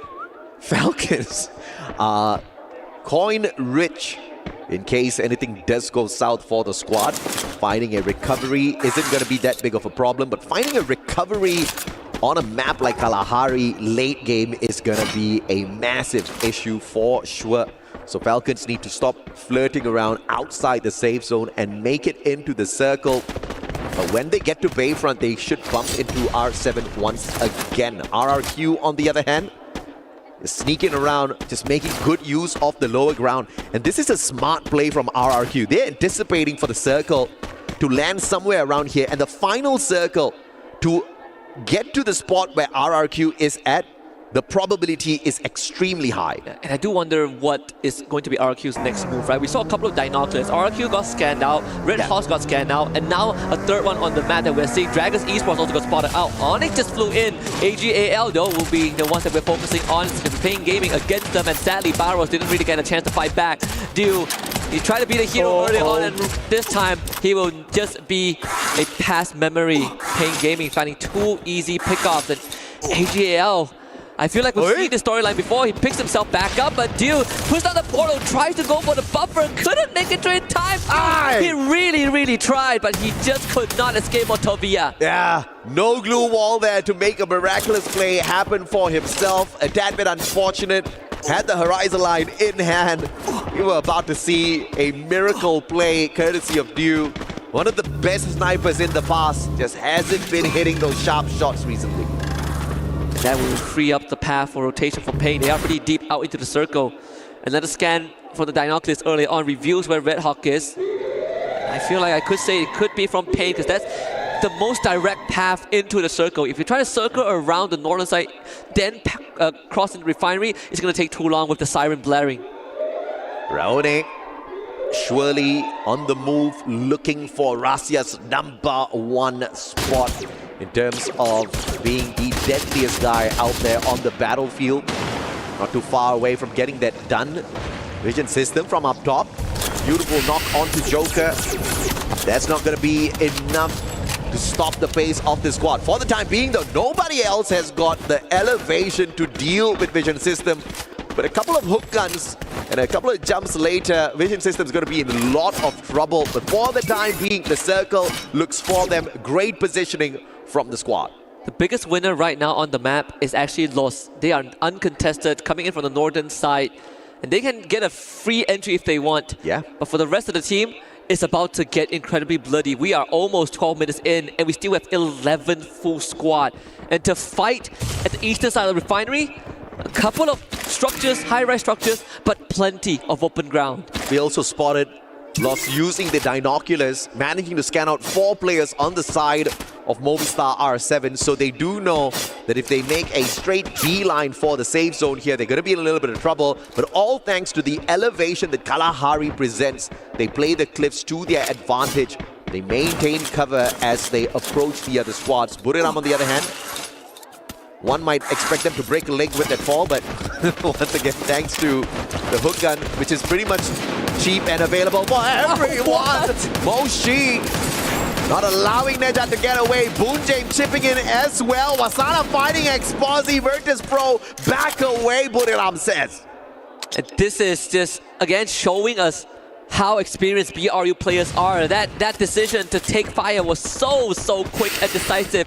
And Moshi landing those initial shots, that is what's going to make the difference in these crucial moments. BRU now rotates forward. They're going to make a bit of detour towards the western side of the map and try to cut through from that compound, from that area. But it will put them in the crosshairs of Pain Gaming and RRQ. Buriram has not looked dangerous in a while. Waiting for that prime time to strike, and I wonder when that would be. Onyx, the only team eliminated thus far, and RedHawks are very close to the exact same fate. But Moshi, Wasana, both going down. Pain Gaming delivering the hurt. Motovia with the sharp shots from across. Get High desperately hanging on. Has got the M79. Needs another grenade to wreck the chances of Peter here. Yeah, Jonah is going to try and help, but Get High is going to be knocked down by Noda. And BRU once more collapsing in the hands of Pain Gaming, as they pay the price of 2 members, but at least they're still in it to win it. Unbelievable stuff. Buriram in the 9th spot. There's a high probability they get eliminated if they keep up this slow pacing for themselves. If we don't see an aggressive version of Buriram, they are probably not going to be at point rush. But look at Lost, circling on in. Falcons in trouble, they see the team wide open. Grenade after grenade. Hararao, Howdy, dropping those nades like they hot. And Falcons dropped right when they found them. Caught completely unaware and given a shallow burial by Lost. The Brazilian champions once more showing us the aggressiveness. Before the show even started, we saw Lost talking about their playstyle. Yeah. We see, we shoot, we take down, we eliminate, and we win. And that is how they won the domestic championship. Finished 4th last year on the stage, 3 out of 4 of them. And right now, they're about to make that point once more. Motovia finding Ma'al from up top, VSE with the steal. Unbelievable stuff out of the Brazilian squads this time round. They all want blood and they find those points behind those shots. Movistar R7 in a decent spot. Dudes wants revenge. Forced back by the circle. Can't go in there for the extra point. Will focus on their own placement first. Lost on the other hand with a quick reposition. And this is absolutely smooth from the squad. Pain Gaming on the other hand loses Monovia and gets taken out in 7. And Lost puts themselves in the circle too. They have VP and Dragon Esports to deal with, but as long as they take care of teams like Movistar R7, they can stand there forever because Dragon Esports are also preoccupied. Like shooting free target. Welcome to the firing range of Dragon Esports. VSE and RQ having a tough time dealing with this team from the Middle East as Lost locks in their 15-point and counting. Again, you see Dragon Esports in the top 3, making the top 2, going up against the top dogs of Brazil. Dragons Esports, I don't care. Even if they don't walk away with the victory over loss here, they're winning my heart for sure. Aone with the down grenade. on the ground. Rahone is going to finish this off all with the grenade launcher. Seafolks does get a trade onto Rigby, but again, you need confirmation. Rigby ends up going down. Lost at 16, 17. Rampage for Haone, 7 under his belt. The aggression for yesterday, he takes the fight straight to loss to take a gamble, but it did not pay off. The dice was rolled, but it was loss that comes out on top. Booyah! Once more, 3 for loss. 3 for loss, and the boys have found dominance up on top, and Rahone has found the #1 Predator spot, kicking Russia into the second position with his aggression. Grenade launcher for the win. These boys are launching themselves into the hearts of fans all across the world. This is impressive. We know that loss is impressive, but the spotlight is slowly shifting over to Dragons Esports. I think if this run continues, if they do make it, I dare to say it right now, that they deserve a spot among the greats. Oh, hell yeah, they most definitely do. But we all know how Champion Rush works, baby. The field is open for the play. Even the underdogs of the competition, all they need to do is just sneak into Point Rush, get into the grand finals, hit those 80 points, and walk away with a booyah to call themselves the champions of the Esports World Cup 2025. Free Fire dominance right here out of Brazil. The consistency is mind-blowing. It is. I think for loss, they have more than proven enough to all of these rounds that they are the ones that has a very good chance of winning the whole thing and finishing the job from last year. But for Dragons Esports, keep your eyes on them, because 3 more rounds and we will find out if they do make history in top 12. We'll send it to a break and we'll be right back with more Free Fire action.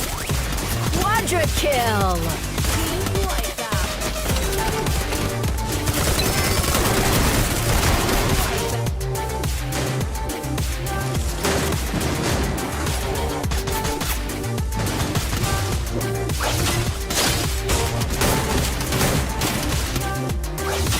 Double kill.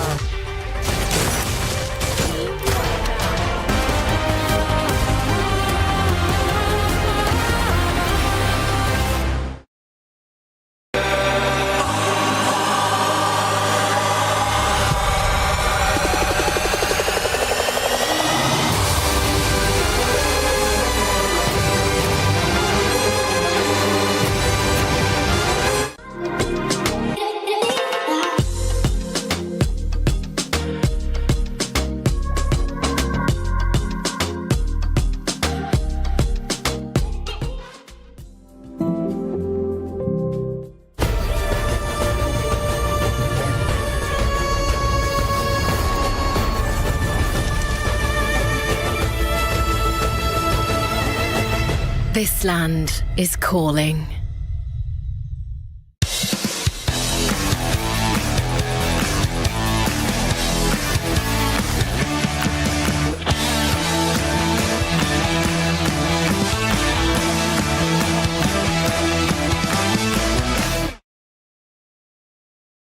ใครจะเป็นคนสั่งวันเนี้ยนี่ไม่ต้องเดี๋ยวปล่อยชุบเลือกไอเจลดีกว่ามาไม่ต้องเถียงกันละเดี๋ยววันนี้เล่นเอง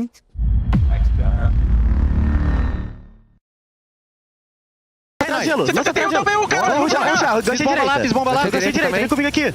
61, 200. Chupetão no gás, chupetão no gás. Boa, no meu pé, um. Fiz esse cara aí. Jogando aqui. Faz lógica, tem? Correndo pra tu, Raoni. Miado aí. Faz lógica, tem, Chinelo? Não tem. Vem em mim os dois, deu meu. Vem, Raoni, finalizando eu. Não clicou ainda. Clicando agora. Boa, caralho! Vai tomar no cu, cara. Boa, porra.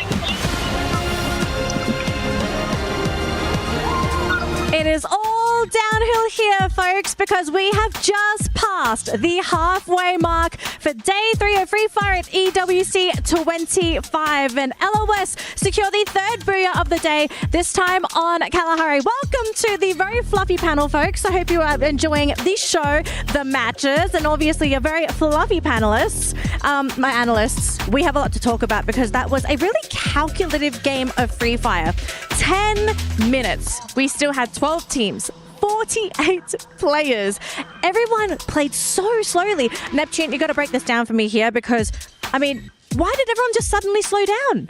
Yeah, it seems like they are going in for placement points first. So they don't want to be that aggressive. But we've seen a lot of aggressive gameplay. But at this point, especially in Kalahari, there's a lot of survivability factor. With that hook gun, you can get away as quickly as that and revive your teammates. I think you're looking at this with rose-colored glasses for Neptune. This is ridiculous because Lost are honestly changing the game here. They're forcing teams into each other. They are taking so many elimination points, and God, cool guys don't look at explosions for a reason.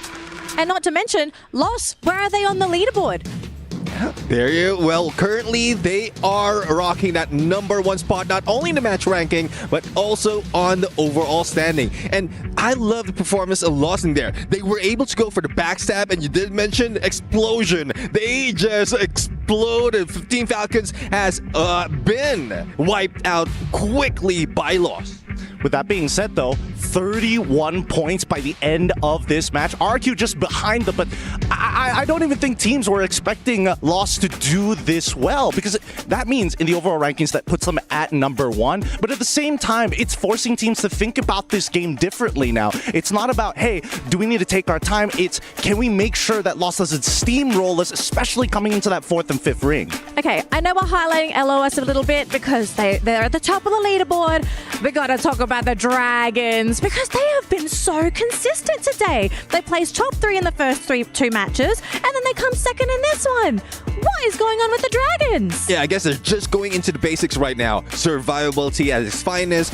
They're not thinking about elimination, that much of elimination, and they just want to be in the top 3, if not grab that booyah. Currently in the knockout stage, this is their 4th instance of being in the top 3. So I guess this is their road to be on the top 12 overall. And guess what? AG Global and Dragons are currently tied. I think the process of which they have figured out not only rotations, but most importantly, their landing spot and their recovery has significantly improved from the previous day, allowing them to consistently get into the top 3. I'm just trying to think here, right? Is this maybe a case of Dragons just doing their homework? Because I feel like if you're going to play this consistency, you clearly have to have some level of knowledge over your opponents. Yeah, it seems like it, because I was talking with analysts from the Arab side, and there is discussion that they have been studying not only the entirety of those in EWC, but also those in Southeast Asia. So there's a possibility that the movement, the rotation has been followed overall, and halfway through, they're just going in for the placement. We might see a lot more elimination later on. I think at this point, maybe people have been underestimating their homework, but at the end of the day, I think the Dragons Esports are, in the famous words of Goofy himself, just yucking great. And it's only a way up from here because we still have 3 more games. It's not done yet. So if the Dragons keep going like this, they're going to basically guarantee their way in top 12. I mean, Neptune, are Dragons guaranteed top 12 yet, or are they still kind of looking rocky here for points? Yeah, they're still on the edge right now, and they need to maintain those placement points, even add a lot more of elimination. But they're very close on taking out hot shots and bringing them to the top, away from the top 12. So I guess they're close, but still no cigar. I think that teams at least need to start thinking about these last couple of maps, because we've seen in these past 2 days that once we get into the last leg of the race, desperation starts to become very important, and more importantly, so the points that you can get from being desperate, fighting early, fighting into the mid game, they got to start cutting off the fat. Like, how, Neptune, you got to cut that fanny pack off. What is this, 2010? Wow, thanks, Gideon. So just a quick update for our overall ranking. So as you can see at the very top, we have Lost with 163 points, and they have a humongous lead over the remaining teams playing in groups A and C, because EVOS and Core Memory, they finished their games. They're not playing today. So essentially, the rival team is Team Falcons, but this is 30 points, gentlemen. 30-point gap between these two teams. I think with the 30-point gap, what everybody needs to look at is on that second page, 12 all the way down to 15. Because if any one of those teams, except for Alpha 34, also achieve that 30-point lead, that means everybody else is not going to progress as far, allowing that top 12 to be more achievable. One thing that's unfortunate, though, Virtus Pro previously, before the day started, they were in 13. And only a few more points and they could have crossed over, but they failed miserably in 2 matches, and it's still happening. So, not quite sure what's happening with Virtus Pro, but hopefully they can recover. But that would mean that Dragon Esports will be pushed out. Okay, so I also saw on the right side of that ranking, I saw Buriram's name. Now, the question that, even though they're over there, how many points are they sitting on? Are they... Okay, this is going to be such a crazy question. What are the odds of Buriram falling out of top 12? Well, it seems, or it looks like, they are doing so, but we all know Buriram. They won't let it go, and when it matters, they will be getting all those points. It just so happened in this instance, they went in for engagement a little bit early, so it's tough to call if this is really a play for them. Well, I think we got to cool the stage off a little bit, because we did have a bit of a sweaty match just now on Kalahari. So it looks like we're ready to fly into Alpine Survivors. Gonna throw over to our casters right now as we get ready for game number 4. Thank you very much, panel and Danley. This is exciting because the top 12 places right now look so tight. Currently in 12th and 13th place, AGAL alongside DRG, both at 79 points. It could be anyone's game, but to be even more secure, you want to try and overcome teams such as Hotshots right now. Yeah, Hotshot, they are slowly relegating themselves to be under the top 12 threshold. And for the teams that is within that threshold, they have to be careful, because we are left with only 3 matches here for Group A and also C. This 12th team definitely need to pump up more in their game. So we're going to move into Alpine here for game number 4. After that booyah from Lost and aggressive gameplay here by the Brazilian team, I could believe that maybe Lost could again surprise us with an amazing game. Yeah, Lost look really, really good. 3 booyahs throughout the entirety of the days they've been playing here. They're aggressive. They are hot. Rahoni is playing incredibly well. And there are so many situations where you thought they were at the back foot. They had lost 2 players already. Then what? They bring the players back into the recovery. It's incredible on Bermuda this morning. Yeah, now we're looking at Alpine. We are looking at drop spots of the players, but it looks like we might have a scuffle here in Snowfall as R7 and Buriram are dropping at the same place. Bounty has been placed on a Virtus Pro Diamond by, I believe it's by RRQ. So with that said, RRQ now sort of have information regarding the position of Virtus Pro. Meanwhile, we are now panning on towards Snowfall. As I said, it's Rainbow 7 and Buriram. However, on the river mouth, Dragons and RedHawks are at it right now. As heck right now as DRG. They're going aggressive. Kutush falls Blade as well. And Blade can't even be recovered anymore. For now, they have to find a way to get themselves back into this game. But DRG 3 already. And this is a great start for them. I glazed them on the stage earlier for a good reason. This is a team out of nowhere. Just gone completely nuclear and taking down so many big names.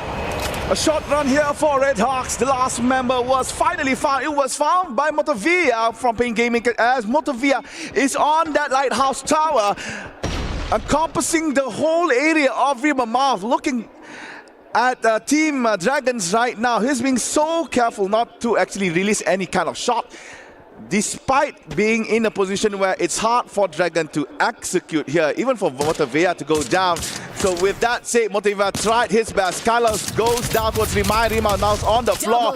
Manages to collect another point here for Pain Gaming. Motiva doing a lot of work for Pain Gaming in the early stages of the match. They're looking to break some hearts and break some dreams because DRG, while they're hot, they are currently on the back foot in terms of bodies. So the best way is just go for, for cover. And the same thing could be said about Falcons because they are here to not to play. They're getting here for names and also kills. But Pain Gaming are rallying. They get the kills.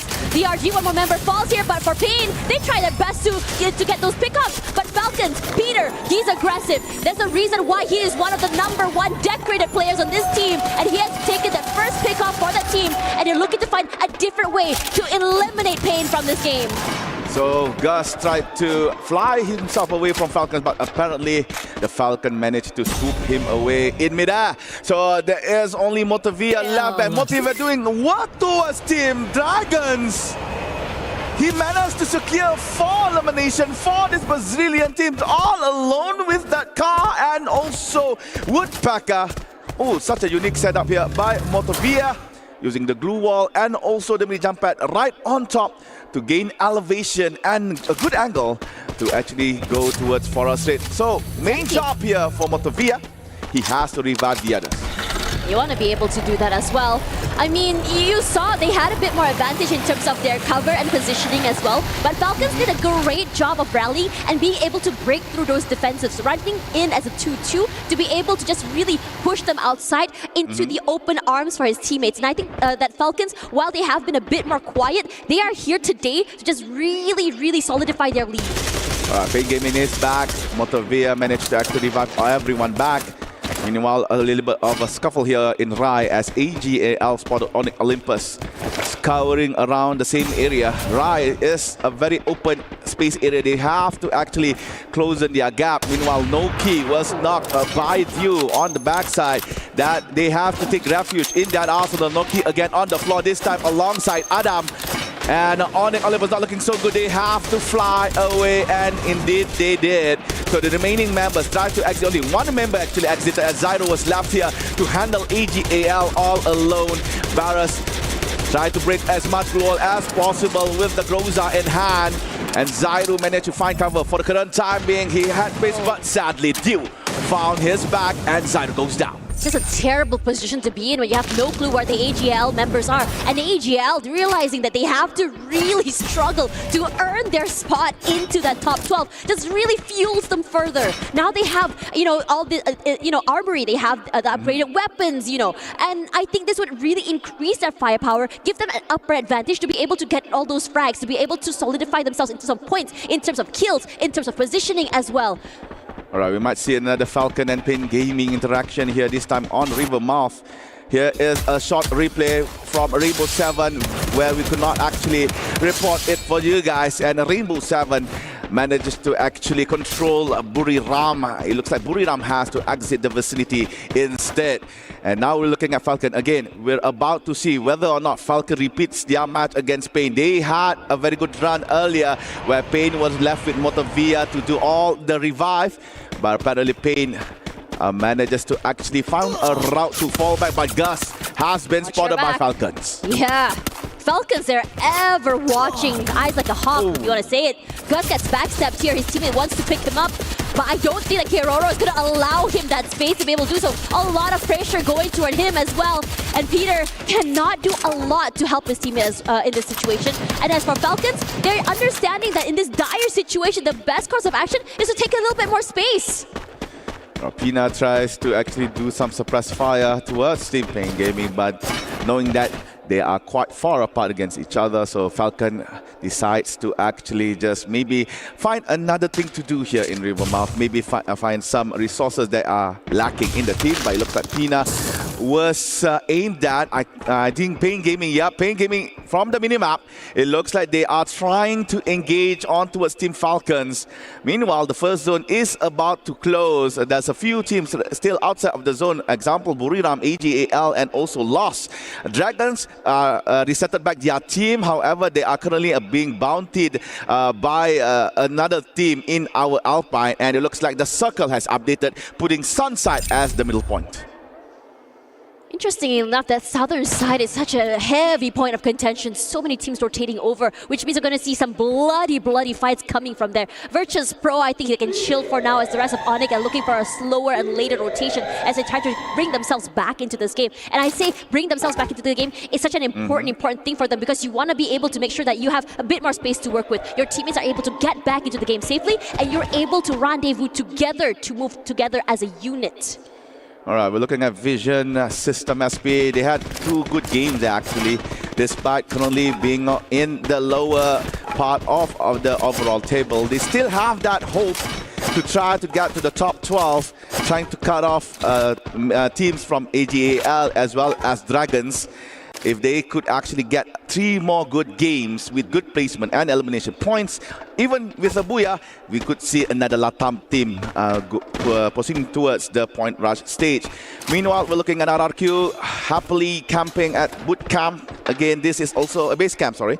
This is also another vicinity within the midpoint of our new zone. And Mal equipping with the AWMY, high damage, high caliber. Sadly could not go through glue walls. Only the M8-2B could do that, but still a very scary weapon to be facing against. I'm looking at DRG's rotation right now from southern side.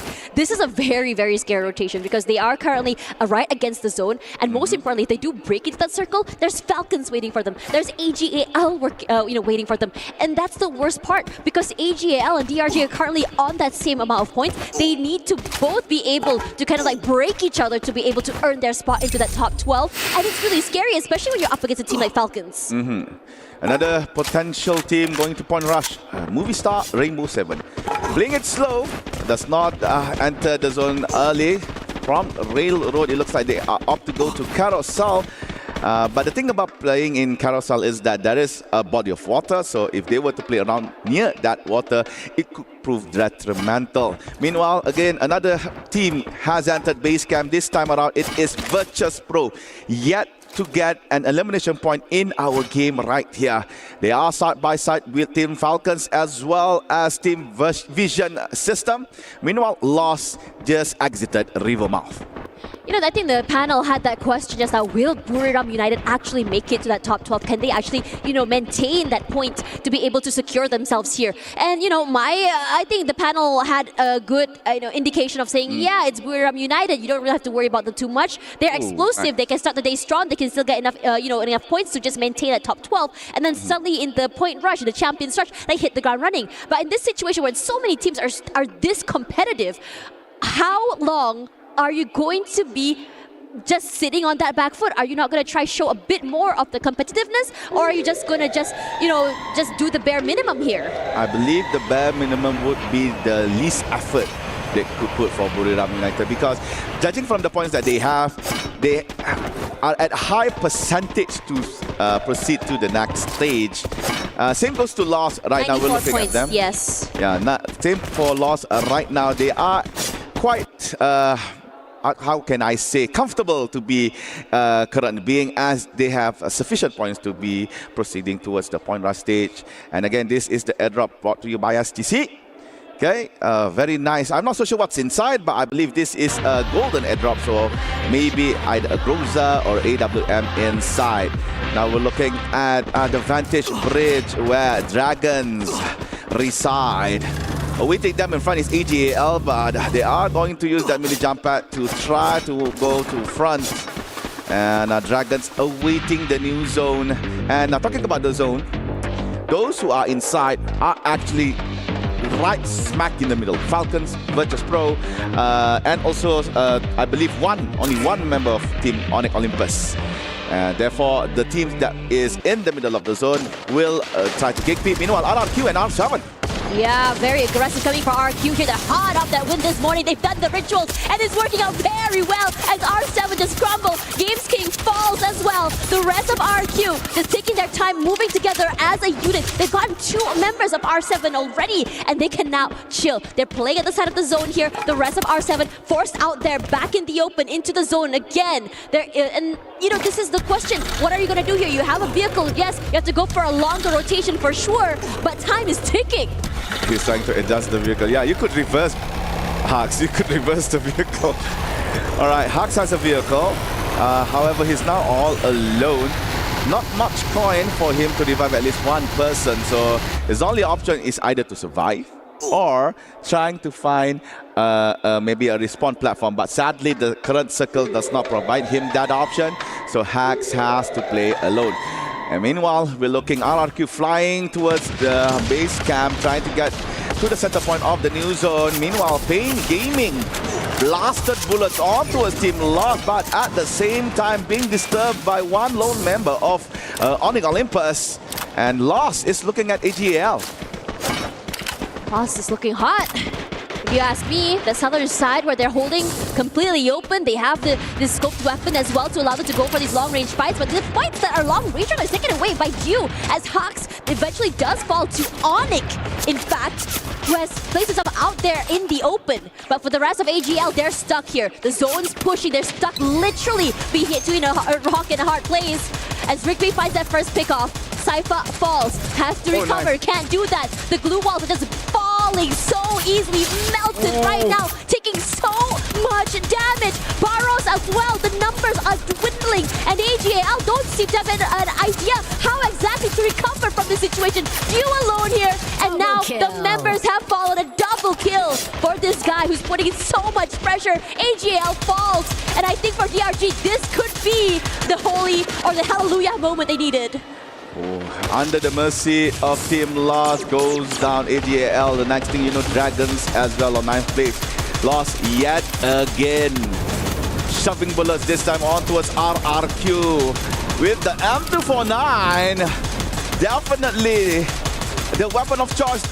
Yes, as well as glue wall. So Lost controlling RRQ, forcing them to be inside of the building. Meanwhile, Onyx Adam is following Virtus Pro all on his own, and Adam finally got caught, but RRQ does with the grenade managed to get a triple, I believe, as Adam and two members of Virtus Pro have been eliminated. Exposy and Diamond has to run away. Exposy has to tank the snow grenade a little bit, and there you go. Onyx has been eliminated at 8th place, and now Chaos is upon them near base camp. Because this hard shift is making everyone fight for that spot. But RQ is doing phenomenal in terms of positioning, in terms of style of play. They have already 10 eliminations at this 5th circle, and they are still going on here. They just found the members of BRU as well, taken them down, and now they're on a rampage. Who else they want to go for? They set their eyes onto Lost, puts a bit of chip damage, but not enough. But still, they don't have the zone. They have to rush forward. But because Pain and Lost are on this fight here, Pain is just going super aggressive. Rahoni falls, and RQ are happy to take this space away from the rest, who are later to rotate into the circle, but they're not done because Falcons is here to stop them. Falcon taking down RRQ one by one, but no dudes with the grenade launcher taking down the last member of the Falcons. Now it's just RRQ and Pain Gaming, but Pain Gaming has the help, has the number. Only dudes left alone, running for his life in one particular spot, and Motavia awaiting for that blue wall to go down. Only dudes remaining between Pain Gaming and that second Booyah in EWC. Dudes trying to control the car together with Gus, but Gus bringing him out. Motavia secures the kill, and that is Booyah for Pain Gaming. Valiant effort for RQ Dudes. He really delayed the inevitable. Tried his best to at least get a point or two before things went wrong. And you know what, Pain? Yeah, talk that smack talk, because honestly, you guys deserved it. Another booyah for them today. Not today, but in this particular week. And it looks so good. They're very methodical in terms of their rotations. They're very quick on the ball when it comes to rotations as well. It looked as though RQ had the W, if you ask me. But Pain Gaming decided, no, I can change the chains of destiny. What a good run here for Pain Gaming on the last few moments of the game. You can see them taking down Lost and a saving grace, as well as Falcons fighting off against RRQ, where in that particular scowl, it was RRQ that come on top. However, due to the fact that members of RRQ has been eliminated by Team Falcon, that gave room for Pain Gaming to do their booyah moment. All right, ladies and gentlemen, right after this, we are going to go to the stage with Carol for a very interesting interview. So, ladies and gentlemen, again, booyah at Alpine for Pain Gaming from Brazil, and that is their second booyah for EWC. So, let's go off to Carol on stage. Thanks so much, guys. You have been doing a great work today. And so far, it was only match 4, and we have watched enough here today for the Brazilian teams. Another booyah from Pain Gaming, but right now we gotta talk with the Lowe's team, especially with this guy here that has overcome even Evil's team. Wow. I have actually some stats to share with you because you have the most eliminations overall among us all the 3 groups, and your team has beaten Evils in terms of damage. So for sure, you have been doing a great job here today, Haoni. But right now, it feels like you guys are looking for a redemption against Team Falcons on AWC 24. How does it feel right now, seeing like you have been being on the farm to take the champions during the title, the champions title during the finals?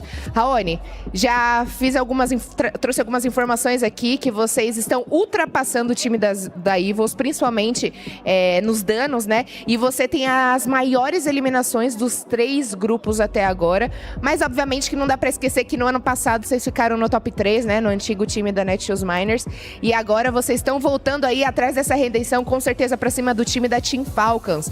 Quero saber como é que tá o sentimento agora, depois disso tudo que eu compartilhei com você, que eu imagino que é muita coisa. Ano passado nosso estilo de jogo era diferente, eu jogava mais pra safe e tal.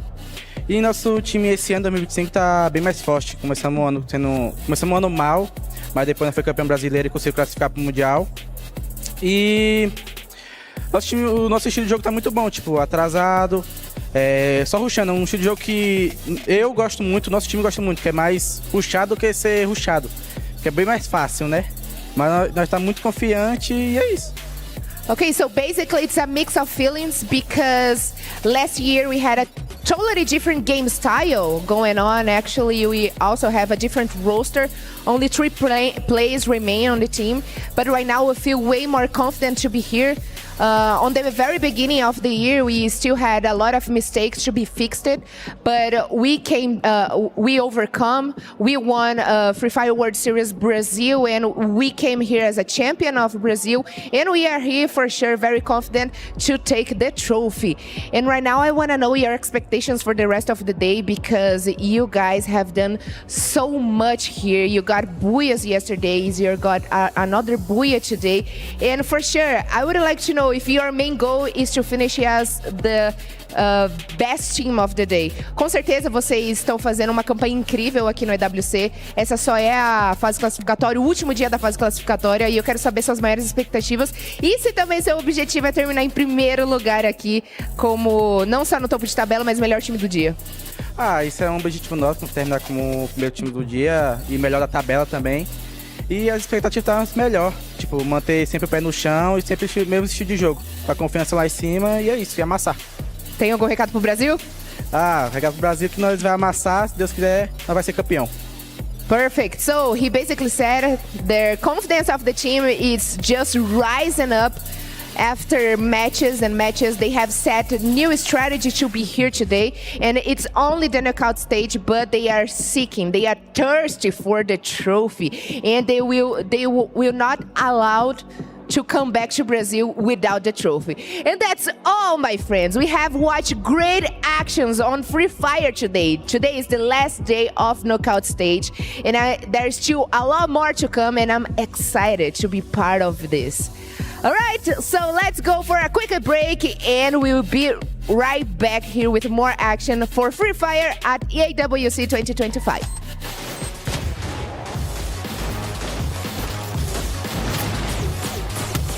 Double kill.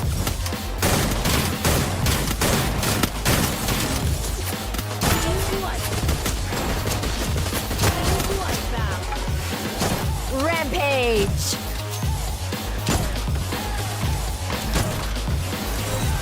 Killing spree. Killing spree.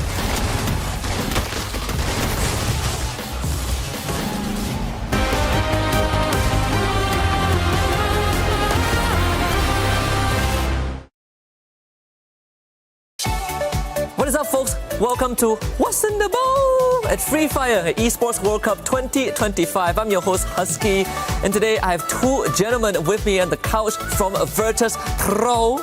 Welcome to the show. I want to quickly explain the rules, quick and simple.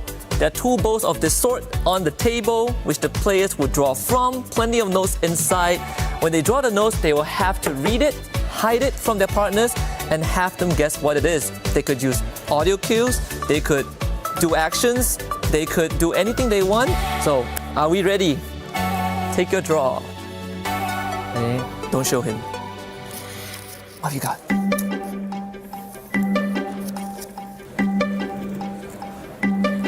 ปืนไฮไลท์เก่าปืนสายไฮไลท์เก่าสองยาว M104 ใช่ปืนถ่ายไฮไลท์เมื่อก่อนเลยแมปใหญ่อะที่แมปใหญ่เล่นกันอะใช่แบน12ใช่ Yes, correct. It's the SPAS 12.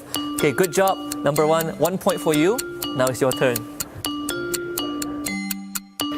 ปืนสไนเปอร์ AWM ไม่ใช่บาเลตไม่ใช่คา98ถูกต้อง ที่กูถือทุกเกมเวลาเปิดคลังแจคลังที่กูถือทุกเกมเวลาเข้าไปในคลังไว้เป็นฮิว Killing pistol. Okay, so pew pew pew. วาดแป๊บ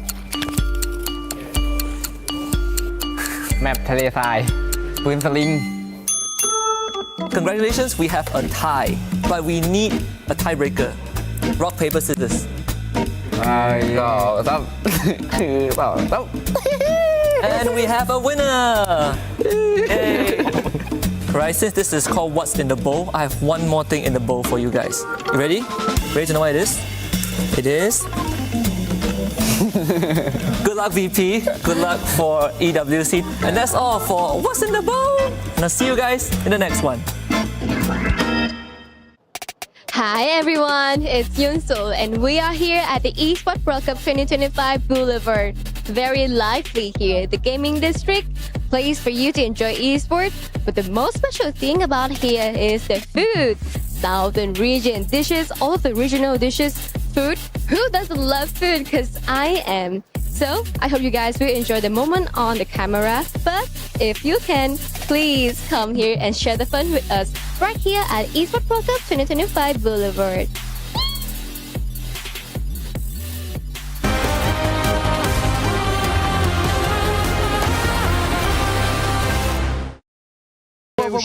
Tropa, deixa o moto matar. Não, vai matar. Deixa o moto matar o último, eu vou salvar, deixa o moto, fica na boa, Pet. Só mata o último, mano. Ô, porra. Sem bala. Relaxa, fica na boa. Quer Oscar, alguma coisa? Faz um sigilo aí, força um sigilo aí. Verde, dá uma tira. Vamos na panela. Mas não mata. Não mata, Pet. Fica na boa. No carro. Vou pegar o carro pra ele não pegar. Vocês escutando aí. Tem que pegar aqui, vai pro gás. Matei, porra. 10 kills. Vai, porra. Você, caralho. Você, bate, pô. Pain Gaming show us pain by securing the 4th booyah today on Alpine. RRQ so close yet so far, and unfortunately no back-to-back booyahs for any of these teams as of yet, but we did have a off-camera discussion about this, Gideon. Pain Gaming needed that booyah and now they picked up the bunch of points. Is Pain safe?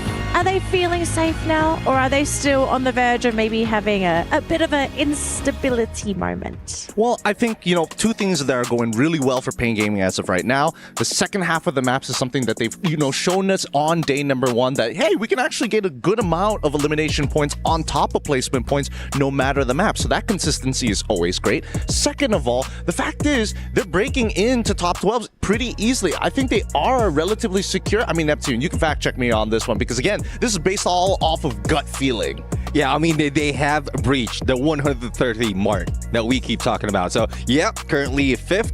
And then also that final 5v5 or 4v4, it also brought RRQ. to top 6. They have breached it in with 131 points. So I guess for these two teams, despite of RRQ not getting that booyah, I think they're in a safe spot. So it seems like these teams, they are locking in their spots here for that championship weekend.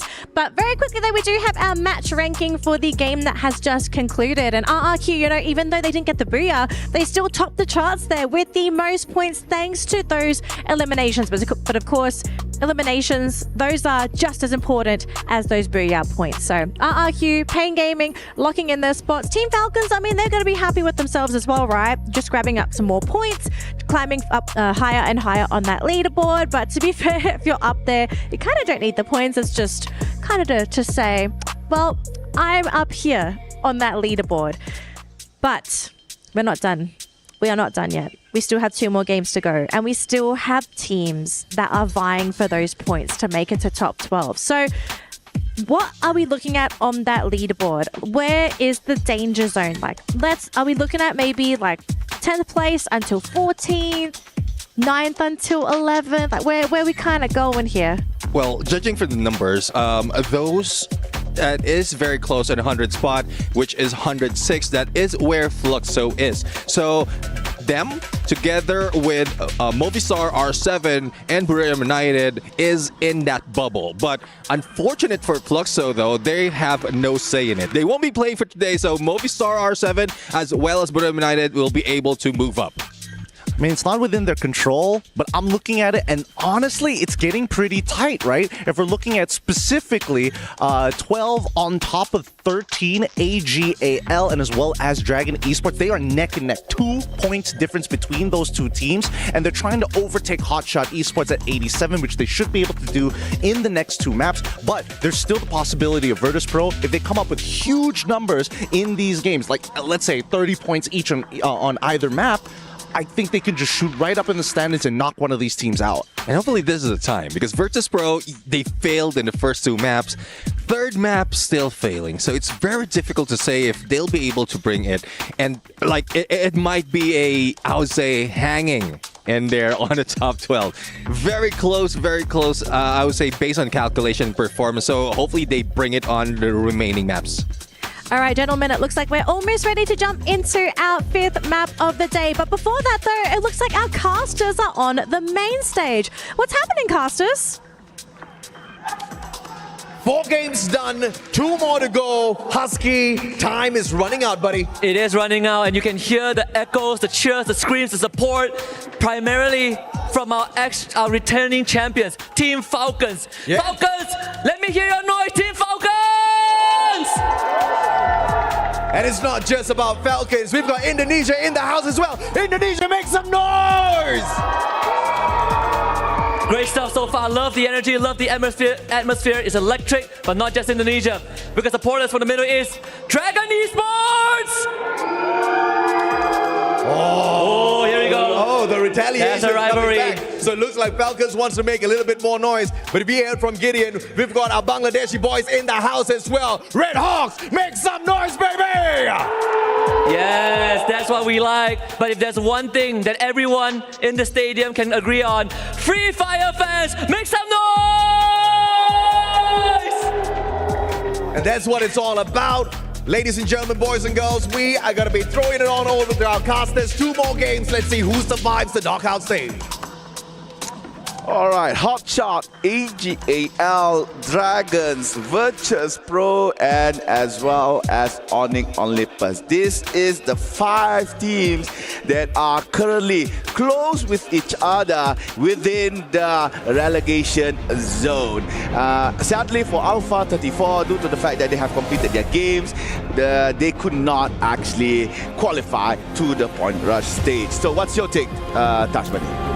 It's so funny looking how neck and neck AGAL and Dragon Esports by 2 points. Yeah, by 2 points. It's just crazy stuff. I thought that, you know, the point disparity would be a bit more, especially since last game, you know, AGL was eliminated a little bit earlier, but no, they're still very much both in the red zone. Now coming into this one, I think what, 2 more maps to go, things are getting hot. Things are looking very, very scary for these teams. And meanwhile, for teams who are at the top, a little bit more, I would say, safe in terms of their points, Buriram United over at 10th. So Hotshot Esports, AGAL, Dragons Esports, could be anyone's game. Yeah, true. Buriram, though, in 10th place is quite shaky here with only 13 points discrepancy between Hotshot. But Hotshot is not playing, so maybe the rivalry is between AGAL and Dragons. And right now we are in next era. Whether or not these teams that we have mentioned could actually improve here, because anything can happen in the world of Free Fire. As you can see, Lost has managed to actually gain 2 elimination points. I believe they are fighting against Team Falcons right around Rustown. So we just have to see. General has been eliminated by Pina. That was just the recent thing that we could see in our match. But sadly, Falcons, they had to sacrifice 2 of their members on towards Team Lost. Meanwhile, Lost, you can see that empty Sexy, very Sexy here, has managed to revive those who has fallen. 2 for 2. Fair enough, but the fight's not done. Pina will be the next one to fall. Paone today has been really sharp, very adept, very aware.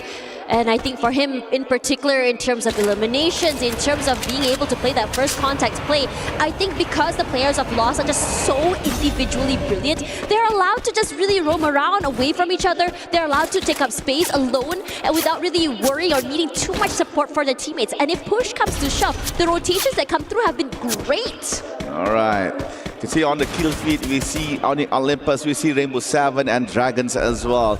Currently in Twin Towers, you can see that Rainbow 7, Twin Bridge, I'm sorry, is slowly getting one by one members of Team Dragons. The MENA team is now being chased away. Seafox is under fire, had to pull down the glue wall. Yase, in the meantime, trying to find space for him to escape. Seafox has been found by Deya with the XMA, but Joker on Yase! Oh no! That is for Dragon Esports. They have been eliminated by Rainbow 7 on 12th place. And this is just music to AGAL's ears to be able to just really solidify their lead and leave DRG with the back foot here. I mean, there is that solace knowing that there is that one more map, but there is that question as well. How far can AGAL go this map? How big will the lead be? And how much damage can they do here? Because AGAL has proven to us time and time again, they can do incredible damage to other teams. They can farm those kills as well. And in terms of rotations, they can be just as aggressive as teams such as Lost, as Falcons, even Pain and RRQ. Yeah, again, a solace here for AGAL as Dragons has been eliminated with 0 points. Meanwhile, Deya again trying to add points for Rainbow 7. A little bit slow on towards Zairu here. Manages to actually take a glue wall down. However, Noki and Adam was caught off guard, entering Intellect Center into the mouth of the remaining members of Rainbow 7. With that said, R7 right now on fire with 6 elimination points. R7 seems to get hot very, very early in the game, and it's really devastating if you allow them to really take the momentum. As Buriram United will be the one to struggle, faced up against this team that is super hot right now. Currently at 10th, Buriram United has had the best of games, but they are currently trying to see whether or not they can come to the top. They want to challenge R7, but they aren't in the best position to do so. They are in a disadvantage in terms of positioning as well, trying to play together as a team. And off angle could be huge here, but Wasana not able to land that crucial shot. R7 meeting their ground. They opt to fall back just a little bit to provide space between them and Buriram. However, Buriram calculating the position of their team members, trying to circle around this Intellect Center. However, to no avail. Rainbow has fallen back. Buriram is doing the same thing as well. Meanwhile, for Pain Gaming, looks like some shots were upon them. However, they, again, similar to our teams in Intellect Center, has to reroute their journey back towards, I believe this is Deca Square, with the pink flowers on the ground. And on Deca Square, from what I can see, there's no one there, so it is safe for Pain Gaming to try to reset and regroup. A lot of movement. Onyx already very happy from Topia. Just chilling there. I think this is just side by side with another team as well. I believe it's RedHawks over in the same vicinity here. But most of all, I think most teams just don't really want to take these early fights. Everyone's starting to be, nope, spoke too soon there. RedHawks and Onyx finally committing to this fight. But the same thing could be said about Virtus Pro and RRQ, with RRQ taking the more aggressive approach, taking up so much space already, rushing forward, extending it. But RRQ undeterred, they have a player all the way in the backside to play this long-range support as well.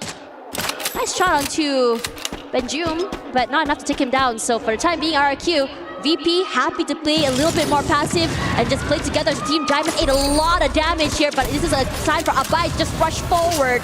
Not enough to get the knockdown. He rushes through, gets more damage onto a Diamond, but still not enough to get the shot. Some nades thrown out. Blue wall set up to set them up for success as well. And the rest of VP, they're saying, no, not today, dog. We are just skedaddling. Boon Jam not able to run away with this slash. The same could be said by Exposy and Diamond as well. Because we have Pain Gaming here as well, trying to join in on that fight. Abai is chasing right now. Gets another point to his name. And RRQ with 3, happy with that. And saying, okay, let's not pursue this. Pain, you can have that slot. Nice push by RRQ, forcing Virtus Pro to flee back towards Deca Square, where Pain Gaming reside. Now with enemy inside, RRQ and Pain Gaming is at it together near Deca Square. You can see from the southern side of the map, lasers are being pointed out by both Pain Gaming and RRQ. And the update from the new zone, you can see that it encompasses Zipway, boxing gym, as well as a little bit of Mudside. Meanwhile, RRQ dudes, who has been decimated by Pain Gaming. However, there is a small trade by RRQ as well by taking down Motovia. Saw some long-range pickoffs as well through that kill feed. Right, as players are coming back into the game, no problem for Pain at least to bring Motovia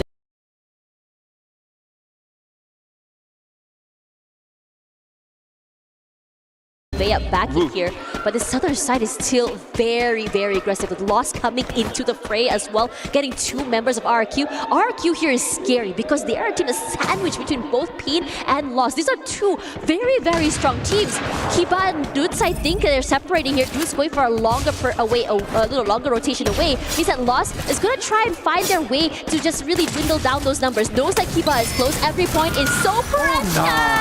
But RRQ changed the trajectory of everything. A double kill already happening. Kiba playing a bit of a ring around the rosy. Jump shots abound here, but Lost this time were ready to receive. RRQ not in a good spot here. Dirts has to be revived twice after he tried to land in Mudside, but then again has been eliminated by Team Lost. So for RRQ, they really need to re-strategize. And look, talking about RRQ, now Mal is in a predicament. Whether or not should he fight Pain Gaming Peter, or should he try to fall back? But it looks like the first option is the one he chosen, and he has fallen. 6 points here for Pain Gaming, with Motovia and Peter still alive. Pain Gaming prolongs the fight, prolongs the survivability. Without that, I mean, Pain Gaming, despite being on the back foot, less bodies to work with, they're still as aggressive. They're playing like nothing else matters. End of the day, you make it into, you know, the point rush, you make it to the grand finals. They're very comfortable forward. What do we have to lose? Let's just go all out today. And the team that's currently on fire is Falcons. I have to say, for them, these late rotations, these late fights have been doing them so much value. But for VSE, this is an interesting situation because they had a terrible, first day. Coming into today as well, the first half was just dismal. And then suddenly it felt like the third eye opened and the momentum fell into their laps. And they're slowly but surely trying to claw their way back into the top. But it's not going to be an easy feat. That's true. Vision for today had 2 games with good placements point, but sadly not enough, as elimination is quite minuscule. Right now, as you can see, they are again playing the placement point strategy, playing right around the line of the new zone, avoiding teams early on, and playing it super safe, looting maybe extra boxes that is around, but still, again, avoiding conflict with any players in our map. Meanwhile, on the kill feed, you can see RedHawks managed to actually get a point from Pain Gaming, eliminating one of their members. And Falcons still within near the outside zone is struggling to actually enter the new one. Meanwhile, AGAL comfortably found a spot here near Boxing Gym. Circle shift once again, with teams such as Onyx as well as R7 already very comfortable with a nice space to work with. AGL playing by the side of the zone could potentially slowly become the gatekeeper if they choose to be. We'd love to see what's going on over there over to AGAL. It's something that's a bit more active here, but the same could be said about LOS loss. There we go, AGL from the compound here trying their best to shoo away R7. Yeah, R7 has a bit more space to work with, but they don't necessarily have the numbers as well. It's only one member left alive. But I have to say that there's a lot of respect given here toward Games King. They don't want to get isolated. They don't want to be put in a position where they're giving him these isolated 1v1s. Oh, found. You was just whatever micro angle he played. He is sharp, man. I wish we could get a POV of view on how did he get that pixel shot onwards Games King. But yep. Then again, R7, last remaining member, was eliminated, and that is it for R7 here. 10th place in next Terra. Meanwhile, RHK or RedHawks from Bangladesh managed to actually knock down Moshi. That is a huge elimination by the team. And RedHawks really needs the point right now, as they are quite far from the 12th spot zone. I believe around 14 points. So they really need to do a lot of work. Maybe aiming for a booyah this time around, as they are still yet to get that achievement. Meanwhile, Buriram finds solace or finds safety in the arsenal nearby. However, there is as well Onyx Olympus. Meanwhile, Pain Gaming is yet to enter our new zone. Oh, Gus goes down. That's a nasty shot to Gus. It's a very painful place to be in as well. Gate kept out of the zone with so much pressure coming toward you. Knocked down already here toward by the play zone, but Lost take this as a situation where they can go a bit more aggressive and just really rally to take this space away. They're stuck in a corner here with VSE running for their lives. They're separated away at least 3-1, but with RedHawks rushing forward, they're trying to see whether or not they can win this fight. You have Pain also coming through, but Motovea somehow knocks himself down, and that is an unlucky situation. The same could be said about Noda X as well. What is going on here? Pain Gaming out, but the fight still continues as Blade tries to find that nice opportunistic angle, weaving in and out of that chrono zone. Finds nothing quite yet, but VSE, they're playing this angle to perfection. Whoever that had encroached their space is the one to pay the blood fee. RedHawks jumps in to try to execute Team Vision system, but sadly they are the one being hunted down. On the other side of the map, it looks like Lost and Falcon face off against each other. It's going to be 3v3. Kiroro running low, has to be knocked here. Pina really needs to get out from his own glue wall, trying to save Kiroro. Meanwhile, General and Ranu. Oh no, Ranu! Oh, Ranone. Sadly could not survive, and that is it for Lost. Limit. Surviving member for Falcons will try his best to continue the journey of the Green Hawks. But now EGAL might deny entry for Limit. Honestly, I have to say, for Lost just now, they just got boxed in. It's just an unfortunate situation. And AGL, it felt like as soon as DRG were knocked out, they were like, yes, this is our gold opportunity. They felt really good. They're just aggressive right now. They have 5 eliminations. They're already here, all the way toward the 6th, the 4th circle. Limit tries to rush through. He's still very much alive. I'm surprised that he's able to break it. In fact, getting a pick-off onto Sypha somehow. But that's not more they can do that, because Simal is not going to deny him that situation. Falcons eliminated at 6, but still, the rest of RQ very, very happy with this news. They're on a rampage. Meanwhile, Onyx, together with a Vision System and also Buriram, all in one tight spot near Mudside. AGAL has a lot of real estate to play with. They opt to try to go towards the team RRQ. Bar running quite low, goes down. Tiba as well, and that's it for RRQ. They are no more. Now it's up to Onyx from Indonesia to try to carry that Indonesian flag. However, there's only Zyro left hiding in the corner. And it looks like AGAL trying to assert dominance, securing position outside of mud side, and this is not good for Vision System nor Buriram.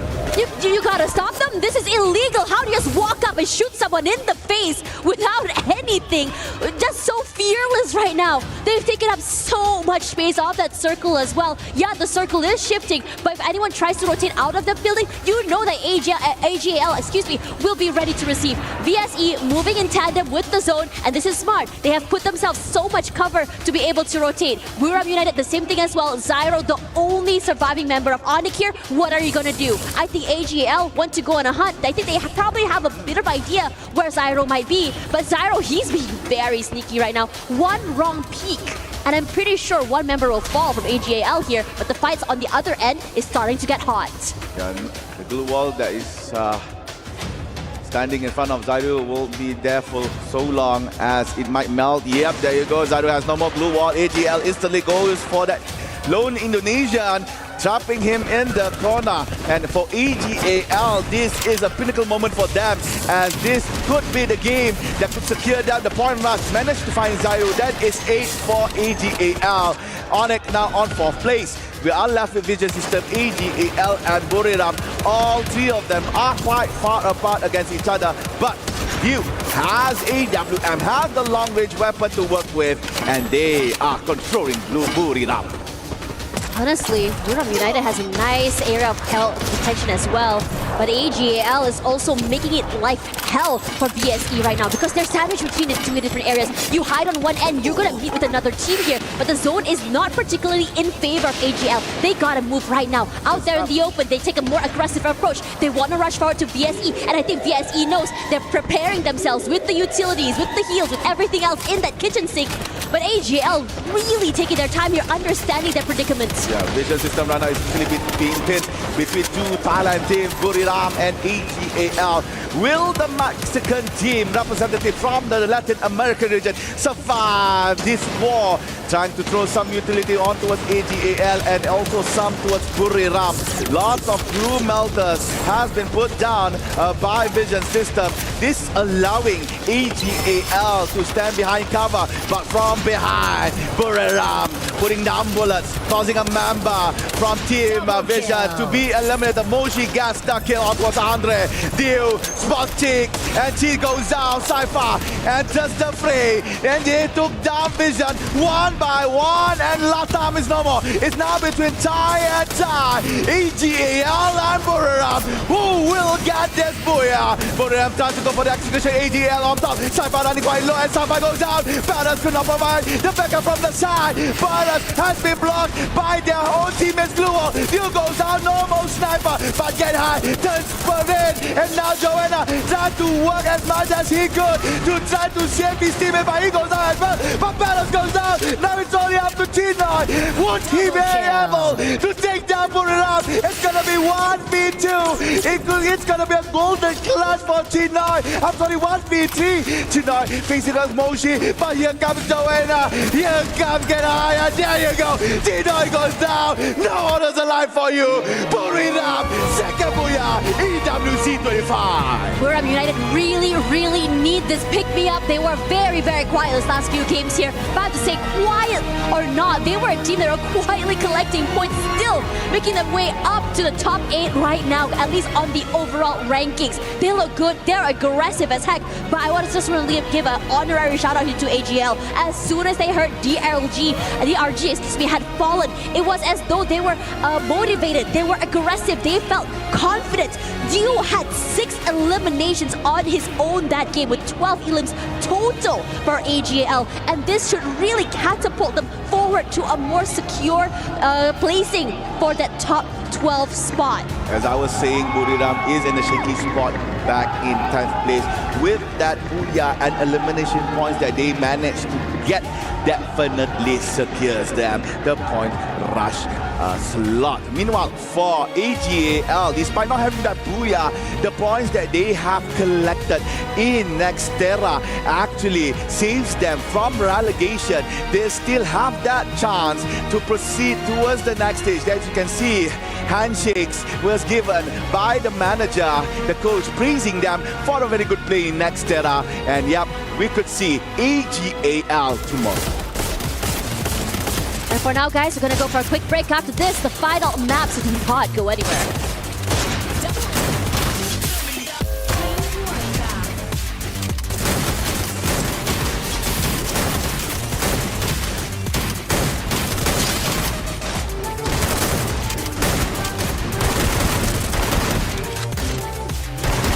Double kill.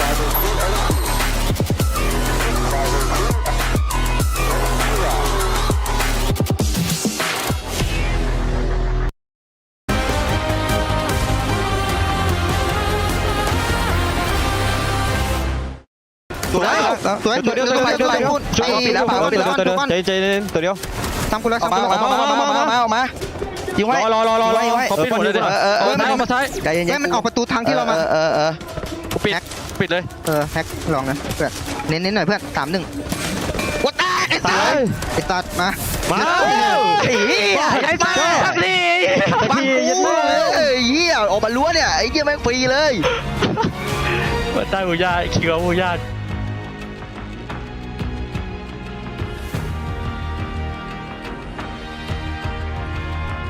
It's time to welcome the Buriram fans back into the chat because Buriram is back, baby. I mean, I think they needed that booyah because there was a little bit of tension on the panel. We were looking at them. 10th place on the leaderboard. I mean, they weren't in a position where they were going to get easily knocked out, but if they bombed out here and they bombed out on Solara, then we probably have a really, really strange situation on the panel. But welcome back to the panel, folks.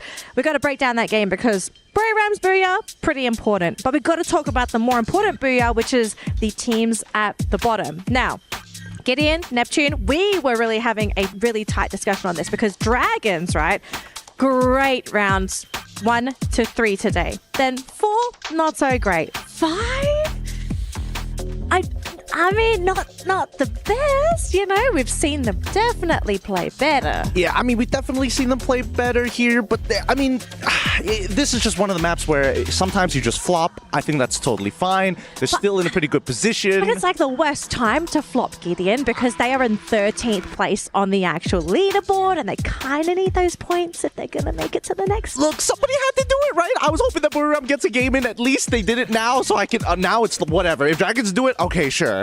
Yeah, I guess for the first few maps, they are playing it with placement point. And I guess this is when they tried to go for elimination, but instead they get eliminated. So I'm sure by Solara, they will try their best to survive a little bit longer. Yeah, so it's Dragons. We've got a conversation with Hotshots going as well because they are one of the few teams that could just go all the way back home. So, Hotshots, they're at risk. Dragons, at risk as well. Are there any other teams that are at risk on that leaderboard? I think that with this second place finishing coming in from AGAL, that puts them in a more comfortable spot for sure. Okay. It is safe to say they probably are guaranteed because I feel like they scored enough points to kind of push them over that line? Here's the thing. That's when I'm starting to think that maybe Onyx, Virtus Pro could get some big game points and then turn things around. But I'm more worried about the teams who've got nothing to lose. Teams like VSE, for an example, who are kind of like, hey, they can technically drag one of the teams down if they just do a little bit of targeting and some caught drop in, might turn things around for them. Yeah, it looks like they've been doing that for the past 2 or 3 games. Vision system, like it's quite surprising from the past, their first one going down, but now they are being part of the top 5 for each map. So this is what we've been looking for, not only from Vision system, but for the other teams as well, who didn't really get close to when we break the difference in terms of points for the top or for the bottom 6. So I don't know. They will be the ones denying those struggling or trying to get to the top 12. Yeah, but keep in mind, we're also playing on Solara, a map that a lot of teams are not comfortable with. And I did take a peek at some of your stats because their numbers are really interesting. On average, technically this was the last round that Dragons played on Solara. We're going to focus on this team because they played so well at the beginning of the day and they're so close to making the threshold. They scored 8 points. So, is 8 points, do you think, would that be? Let's say they did 8 again. Is that enough to just scrape them by? Is that enough to? I feel like if there's anything that we need to be worried about, it's coming into Solara are the previous Booyah achievers, right? Previously, we were starting to think about Vitality, but guess what? Now that they're not playing, the next that comes in line, Pain Gaming. Yeah, exactly. I mean, one thing's for sure, there's a lot more that can be said by Pain Game. Well, I just want to add something because we were talking about Hotshot and probably they are like in the bottom of the ranking, right?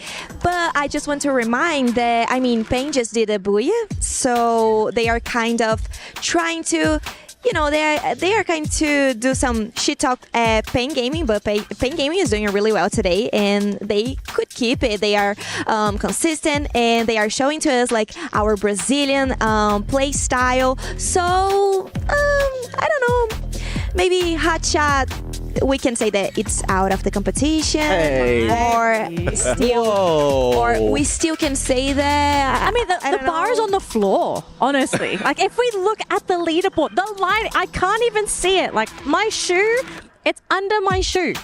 Anybody could cross that line. So here is the leaderboard. Before we jump into our last game, folks, okay?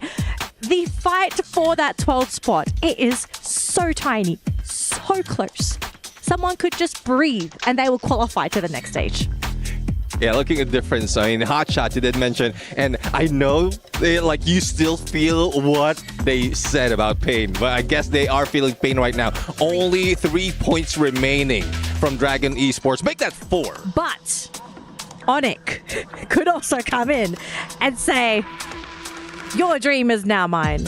Hey. If we're talking about Onyx here, we also got to keep Dragon Esports in the mix because let's say they get 30 points in the next upcoming game. That means if both Onyx as well as Dragons do well, there's a potential that Fluxo gets knocked out. I just don't want to be part of this conversation.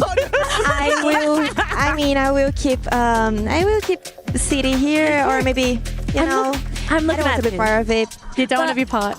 I'm not sure. I think Fluxo will pass through the knockout stage and will go to the point rush, because last year they did like exactly the same. They ended the knockout stage at, I think, 11 or the 12th position, maybe. But well, we need to see. We need to keep our eyes really open to it. But I don't think that's the. I mean, I'm not scared of it at all. Look at these boys. They look confident. You know, look at them. They are looking confident. I'm not gonna lie. Okay. They are looking confident. You know what I would do if I was Fluxo right now? I would be begging the teams at the top of the leaderboard to get all the points. Say, guys, don't give these simpletons points. Hey. Boyram, Falcons, you have one job. Maybe they Take all are. the points. Maybe they are, but I'm cheering for them. Everything is gonna be fine at the end of the broadcast. Yeah. You guys, you can talk about me. You can talk about it with me later. Well, let's see if there's going to be enough points to go around, because personally, I don't think so.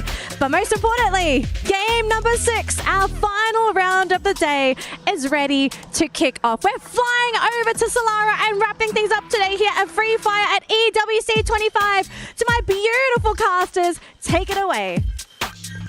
Solara, the last stand for many of these teams. Dragons Esports, Onyx, VSE, Virtus Pro. Oh no, it's gonna be real hard. Alpha 34, RedHawks as well. And right now, all eyes are on Onyx here. 84 points. 3-point difference to Hotshot to be able to secure that final slot for tomorrow. And to take what Neptune has said just now, for Vision System SPA, Neptune said that they had nothing to lose, so they could try to pull a team down from the top 12. However, it looks like they had, I think, just looking from the points, they have that chance to actually try to get to the top 12 place as well, because the difference between Team Vision and also Hotshot is just so little. Okay, again, this is the 6 teams right now. They are in the very low threshold of our point. It's Hotshot, Dragons, Onyx, Virtus Pro, and also Vision. Again, I would like to say Vision System and Hotshot, only 12 points difference. Very, very minuscule, very, very small. So if Vision again goes aggressive just like they did in the previous games today, we might see them instead in the top 12. We have no clue what's going to be happening. I mean, AGAL was just, I think they were just usually, in the middle of the scoreboard, not too aggressive, just taking their time.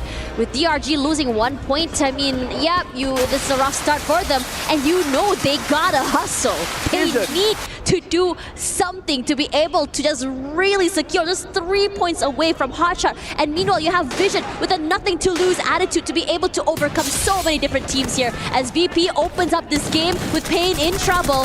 Motovea also falls, but Peter rallies with Diamond also falling next. And now with VP, 3 players still very much alive here. They can go for a reset, try to find where exactly Peter's gonna be. He jumps forward, he takes up the way that space, and it's looking really good. It's making it so hard for them to be able to bring back the teammate, and they finally do so. Peter waiting on the wings here, decides to reposition himself to another safer area, but finds nothing quite yet, so he's just gonna take his time. Motovia has been revived from the knockdown. Fuwarak, who is trying his best to try to bring VP to win this fight against Pain. Finds Motovia right at the backside of the vent, as well as Gus on the top. However, Exposy was traded off, and it looks like VP could still survive as Peter is left alone for Pain Gaming. Shouldn't be too much of a problem for Peter to go for the reset. The recovery is good, but the biggest problem right now is to be able to exit this building, get to safety, cross the members of VP, and I think he might be able to do so because R7 is here, because this is good. This is the golden goose, the golden opportunity. Not a good opportunity for Virtus Pro though. They need to survive. They need to prolong their survivability to get the placement, to get elimination. Crime MKS, who suddenly appeared out of nowhere, was caught by Joker. Diamond and Fuwarak. Tony Hawks away with the sliding rails, away from Rainbow 7. That was so close for comfort here for Virtus Pro, and they managed to prolong their survivability in this game.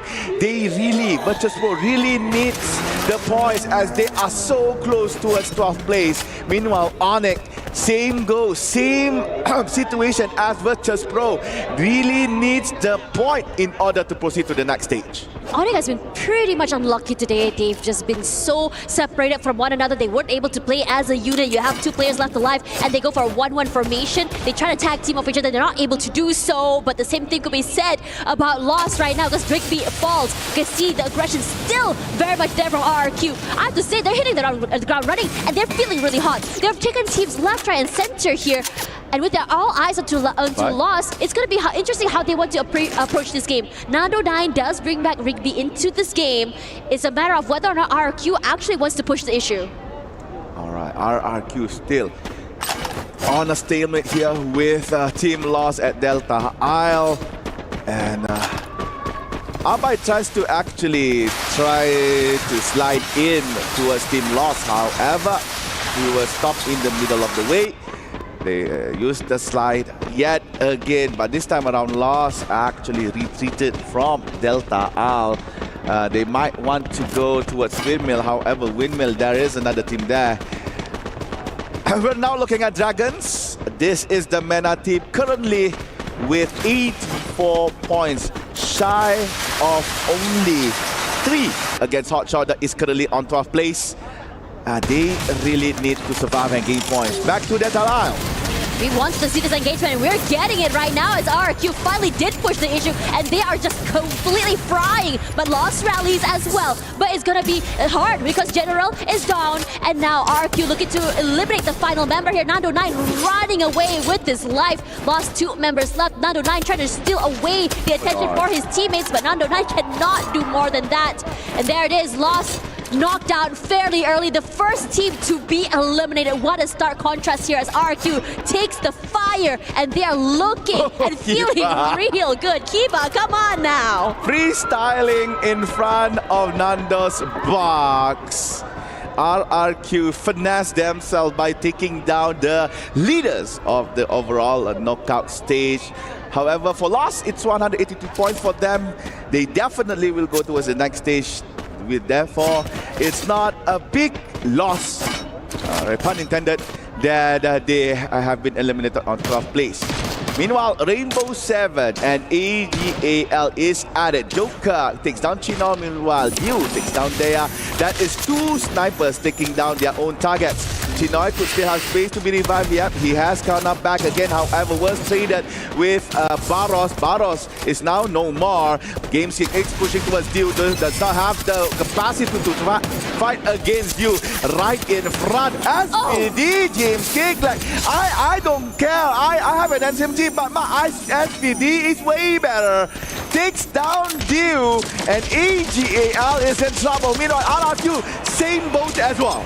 We were just glazing RRQ here, and now the team that's on fire is currently burning. Just struck between a rock and a hard place. Hard to move, where to go when you are not in a great position to reposition yourself. And Onyx looking to take full advantage of this situation. With Dudes hiding in a corner here, RQ can look to, to pick themselves back up here. But at the same time, he doesn't have a lot of space to work with. Barely any cover as well. He can bring his teammates back in, but he has to find a safer place to reconvene. Tries to put in a bit more pressure to other members of Onyx, but Onyx is just not allowing them this golden opportunity. Yeah, what comes around goes around. Freestyling in front of Team Lost. Now RRQ, I believe, is almost. They have. They are now out of the picture as Dudes was finally hunted down by Team Morning Olympus. So RRQ 11th place. Now you can see that the circle now encompassing Funfair, Windmill, and parts of Delta L as well. Such an open space in the middle. Awaiting there is Team's Dragons. Now we're looking at Falcons. Quite, I could say, quiet of them here in Solara. As said by Danali, a lot of players are not comfortable playing at this map, so a safer strategy is implied here by Team Falcons, not to engage early, maybe awaiting for the zone to be updated just to find out where would they move. Good call if you ask me. You don't get knocked out super early. You can get some information. In fact, build some space for your rotations here. Somehow Chicks get managing a nice knock onto a member of Onyx there as well. I wouldn't say it's the best of situations. You are in the arsenal, but you have access to it. But the problem is getting out of it. You have 2 exits, yeah, but it's so wide out there in the open, and a lot of these players know how to abuse this micro angles, these off angles as well, which is just so devastating. But for now, I think our Onyx is just going to stay put here because it's right in the middle of the circle. You want to be able to survive for the time being there. Hold your position instead of trying to force yourself to go for these rotations out there in the open. I could see the smile on Saifa's face when Paying Gaming passed through him. Now Saifa, as the ninja as he is, second time this week, notice something's happened. Yeah, he managed to get killed by now, and that Saifa was found by Motovea. Alright, Saifa is in trouble, has to handle the 4 members of Team Ping Gaming. Oscar dash towards the back, but no, Motovea say no, I have the eyes of an eagle. So Saifa goes down, that is 3 points for Ping Gaming. And for the other members of AGAL, they are actually not around and they are actually far apart. As Barros is in archway, meanwhile Chino is right around TV tower. And currently we are looking at RedHawks. Their hopes to go to the point rush stage has closed as they do not have sufficient points to qualify to the next round. So all they need to do right now is just two things: have fun or drag someone down. I mean, why not ruin some hopes and dreams here? They can get into that circle. It's not going to be the easiest rotation for them either. Gate kept by Buriram United out of all teams. You can try and rush forward here, but you know that players from Buriram United, they are very sharp, especially from just sharpshooting players out of the sky. Also, Falcons close by as well. This long-range area, if they cross between them, it's going to be devastating. The crossfires coming in from both these teams. And I think that RedHawks are kind of aware of this situation. And AGAL with Barros alone managed to actually get back Chino, and Saifa Chino was actually found by Pain Gaming. The predicament between these two teams is yet to be resolved. However, Barros managed to actually save AGAL and they are now back in our game. As for Dragons, this is a very important game for them. I believe for placement-wise, they might have the points to cut off Hotshot, but they really need more in order to avoid Team Vision, Team VP, even Team Onyx cutting them from the back. However, now we're looking at RedHawks trying to engage towards Team Buriram United. United, instead of just really fighting them head on, they decided to just proceed a little bit more further back to allow themselves to be able to play a tag team situation. You want to be able to just disallow for these quick trades, disallow for isolated fights, and they're very patient when it comes to this. They're waiting at the windows. Instead, in case someone pushes out, they want to be in a situation where they're ready to just quickly knock someone down if they do decide to reach into their defenses here. And this question mark moments coming in from RedHawks, where exactly is Buriram United? How close are they holding on here? And if we go in together, is there a situation where we're able to just trade off one another as well? We don't want to be walking into a moving meat grinder. Alright, it looks like VP lost one team member towards Team AGAL. The remainings are actually quite far outside of the zone. I'm not so sure whether or not Virtus Pro has the space and time to enter the safe zone right here. Same goes to Pain Gaming. As the circle is closing, they have to either ride a vehicle right here or swim to shore. If they have a jump pad, that would be the best option for them. But judging from how they are just sitting around scouting, oh yeah, there you go. I was about to say they don't have a jump pad, but they do. But oh no! Oh no. This Entering the mouth of Rainbow Seven, the food is being served on the platter. Games came tries to put towards Pain Gaming, however, it was blocked by AR takes down good. No doubt was taken down by Turbo as well. Things are not looking good for Pain Gaming as the Latam keep one by one massacring them. Now it's left with Peter and Motovea, but Motovea has been knocked as well. Now Peter all alone, home alone right here for Pain Gaming. Peter has to work fast. RedHawks, however, eliminated on time place. I believe was eliminated by Buriram, but Peter Frappe finally goes down. There goes Pain Gaming, but Rainbow Seven. Oh no, what had happened? Suddenly they lost, giving points to the other team. Rainbow Seven at 8th place. I have to say, a lot of teams had their eyes on that particular corner. It's rough. Even VSC is facing a lot of pressure right now from Onyx as well. It was rough because Pain Gaming came in first. Virtus Pro also out already. There's so many fights happening outside of our field of vision right now. And we can't really keep it up because everyone is upping the ante. Look at the points. Dragon now has the same point. No, actually exceeded Hotshot. So Dragon managed to find the points to be on the point rush stage. However, we should see whether or not Onyx or Vision System managed to cut them off. Talking about Onyx, it looks like Kram is now no more taken down by Dragon themselves. So the Mena team right now standing very strong on the top 6 of Solala right here. Really needs to secure comfortable points against Onyx, against Vision, so that they will not be cut off from the back. DRG is not over till it's over. We chase till we can chase. But Buriram United is another story here as Moshi falls. Falcons have been fairly quiet this entire game. They haven't moved at all for where they are holding for the time being. These long-range fights just so on brand for them to be able to just really disrupt all of these rotations as Remind puts in the damage onto Onyx as well. Adam finally taken down by Anders, but it's not done quite yet because BSE, they want to chase. Adam knocked out finally here. Noki as well. And they're looking to take away any of these points. Triple kills taken away. Remind putting in the pressure, putting the hurt and the pain. The pressure onto Onyx is incredible right now. It's only one person left standing as DRG sets their sights onto BSE. BSE Vision System SPA right now under fire by Dragon. Dragons really need to take down that team. If not, there's a possibility for Vision to come to the top 12 with 90 points right now on Dragon. They really need to do work. Yase goes down. There's only 3 members left for the MENA team. Onyx gone! Onyx disappeared from the map. The hope for the MENA team is alive. But now it's up to Vision whether or not they will deny it. Dragon had to pay out the third as well. Sala goes down. The kills are coming in by Vision System. They are trying to hunt for that booyah. Slaybox goes down. Vegas taken down one by one. VSC 7 elimination. It's just so close, Dash. VSE rallying. When Hope said no, they said nah. Let's change the trajectory of our fate. Wasana will be another one to fall. Buriram United falls to this team. But they're not done quite yet. Remind has 4 eliminations, a majority of kills from DRG themselves.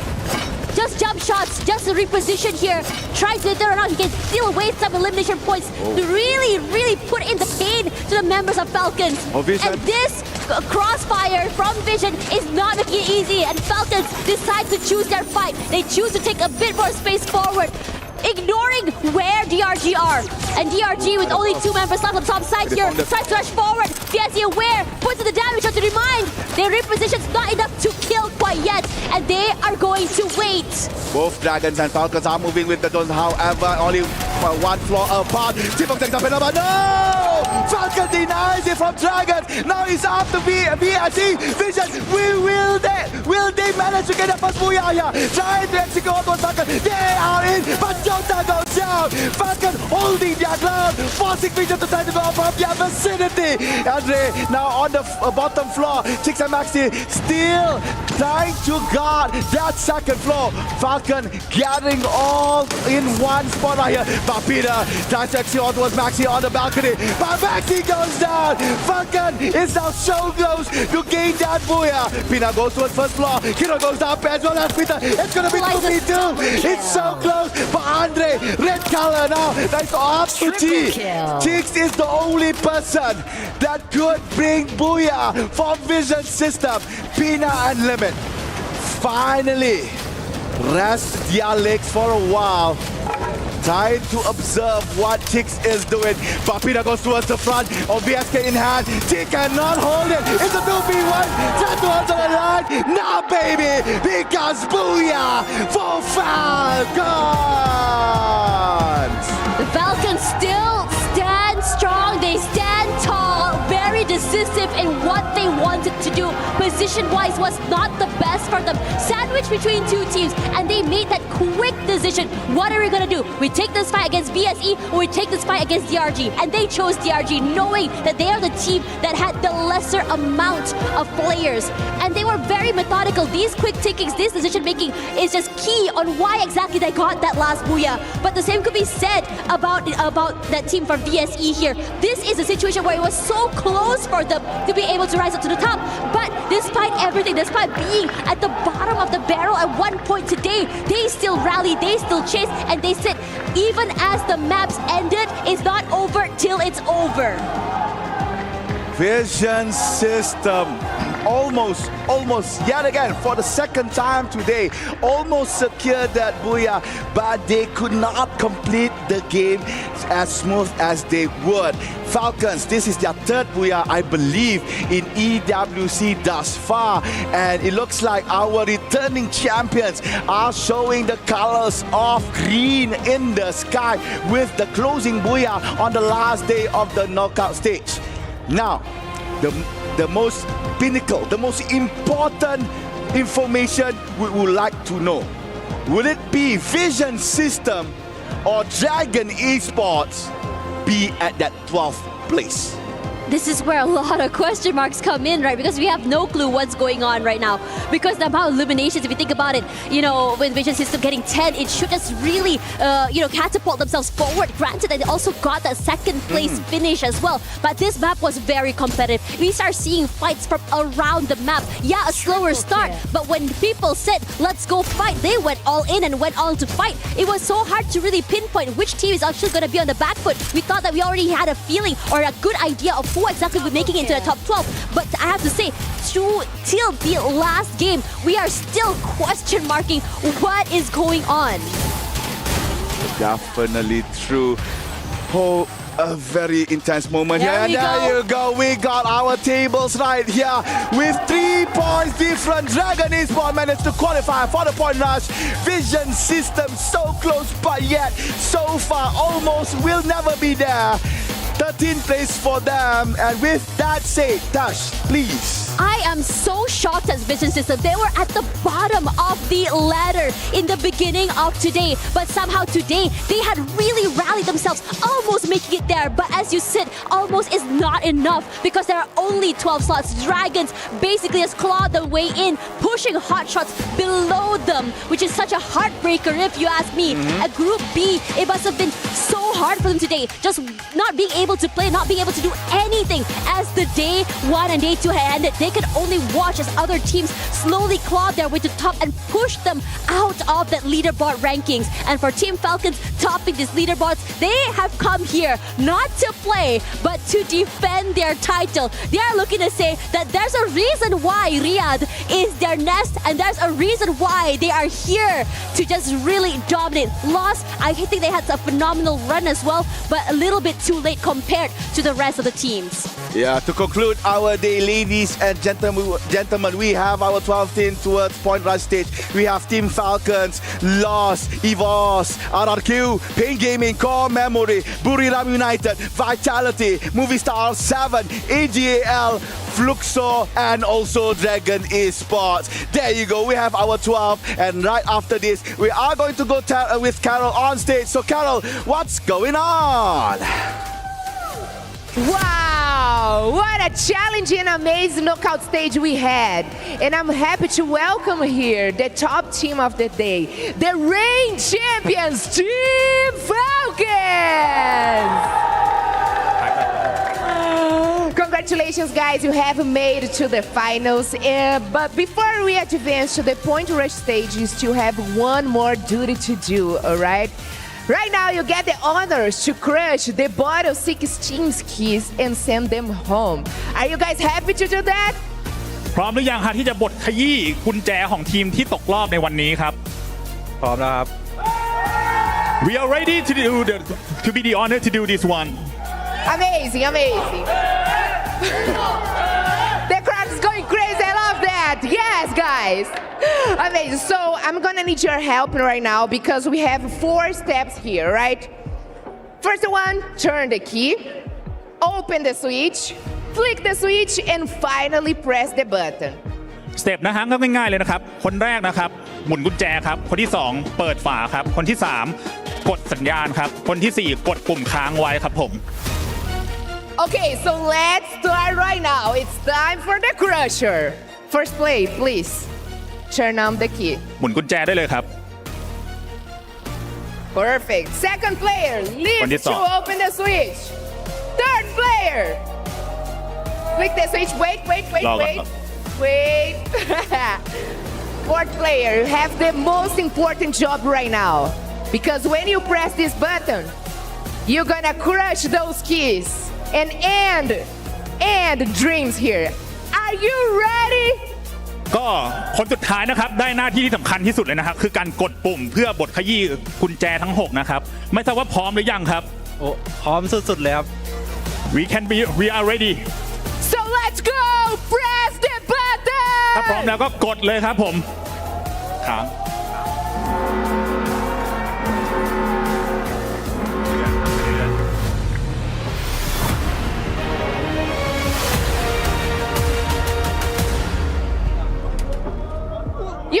there. You can go there. Oh, wait. That's okay. That's okay. Press the button for me. What? There we go. There we go. Those keys now are crush. Amazing, guys. Amazing. Congratulations. I will see you guys on the finals. Good luck. Enjoy your day because you have made to the finals. ก็ขอแสดงความยินดีอีกรอบด้วยนะครับสำหรับวันนี้นะฮะก็เจอกันในรอบไฟนอลนะฮะขอให้คุณได้เป็นแชมป์ใน EWC 2025 ครับผม Awesome. All right, guys, the group stage is officially over, and after 3 intense days, we now know the 12 teams that will advance to the grand finals. But before that, we have the point rush stage. From now on, every point counts, every move matters. And I'm back to you guys, my favorite host desk, my favorite analyst desk. See you tomorrow. Bye. And we just witnessed the dreams of 6 teams vanish in the blink of an eye as they did not make the top 12. But at the same time, we also see the dreams continue for our top 12 teams as they will continue into the championship weekend. Welcome back to the panel, folks. We still have a lot to break down because this is just the beginning at EWC. We still have the championship weekend. This is just step 1, folks. But how are we feeling going into the championship weekend? Because we have our top 12 teams. Do we think it's going to be a repeat of last year? Is it maybe going to be a dark horse that claims the title? What do we think? I personally think that it's not going to be a repeat because these teams have felt that sting of defeat of being so close and yet so far. But I think for everybody out there watching and looking at the overall rankings, that last match alone, DRG fans, Dragon fans are looking at it and just praying. They were praying that VSC did not get enough points and they were just short by 3. I don't want to think that it's going to be like a repeat, but we can see Team Falcons as the first and Loz as the second. But I mean, Loz right now used to be the team that just ended EWC at the second spot. So maybe we can see some things like pretty similar, but I'm not really sure about it. I think we can see like Fluxo improving and Pain Game improving. We also can see Buridam improving because we always expect we always have high expectations from them, but it was really nice to see those teams playing, and I'm really happy with our top 12. Yeah, I do agree. I mean, there's a lot of changes that might be happening in this overall rankings as well as comparing them from last year. So there's no bottom line just yet. Everything can change because we're going to hit the reset button for Point Rush as well as Grand Finals. Exactly. So all of a sudden, with everyone back on even playing fields, I mean, it's going to be a bit of reinvigoration, maybe some motivation, maybe some surprises, but also a question of whether the curse is real, right? Because we did mention this coming into the broadcast that Free Fire Esports, we have a bit of a curse where whoever does well in the knockout stage, that team never gets the championship title. So coming into the championship weekend, is that curse going to continue? Because Falcons, they were last year's champion. And look where they are today. I refuse to believe this. I refuse to believe the superstitions, the conspiracy theories. If it all happens all over again, then the earth is flat, vaccines don't do anything. Like, again, you throw it in the ballpark, our universe is in a globe, like everything. Where's the tinfoil hats? We need them right now. Well, we'll have to see though. Probably they can do something that RRQ did. At that point, do some rituals from what we've seen earlier, just to make sure that the curse doesn't happen. But again, there's a lot of things that might change, a lot of things that might happen overall, because we've seen improvement from those who were chasing on that top 12. Those who we expected to be in the top 12, unfortunately, didn't really make it. Yeah. Well, it looks like our Kidia top plays are ready to go, folks. Let's have a look and see what were our top plays here for day 3 for Free Fire at EWC 25. I mean, gentlemen, I want to ask you actually, what was your favorite play today? Was there any particular game, any moment where you just thought, that's a game I want someone to watch? Oh, this is a tough one. I hope they show it in the highlights. The one that we're seeing right now is unfortunately when VP it gets getting wiped out because of the amount of thirds. But I think some of the best plays have honestly come out from the Tom side. Like, Lost has done some really good work, but I think even Pain Gaming as well really stepped up to the mantle, especially against some of the best teams in the world coming in from Southeast Asia. One thing I would say, though, it might not be the best, but it's nerve-wracking. Oh, yes. The final two teams, the potential clutch that Dragon Esports could have done against the BSS, the double headshot. Double headshot. And like if that went through, not only are we celebrating Dragon Esports getting to the top 12, but like them showing the biggest highlights for this year. I completely agree. Because, well, in my opinion, we need to see that type of move coming from the teams that were in the bottom. So, well, it was really important.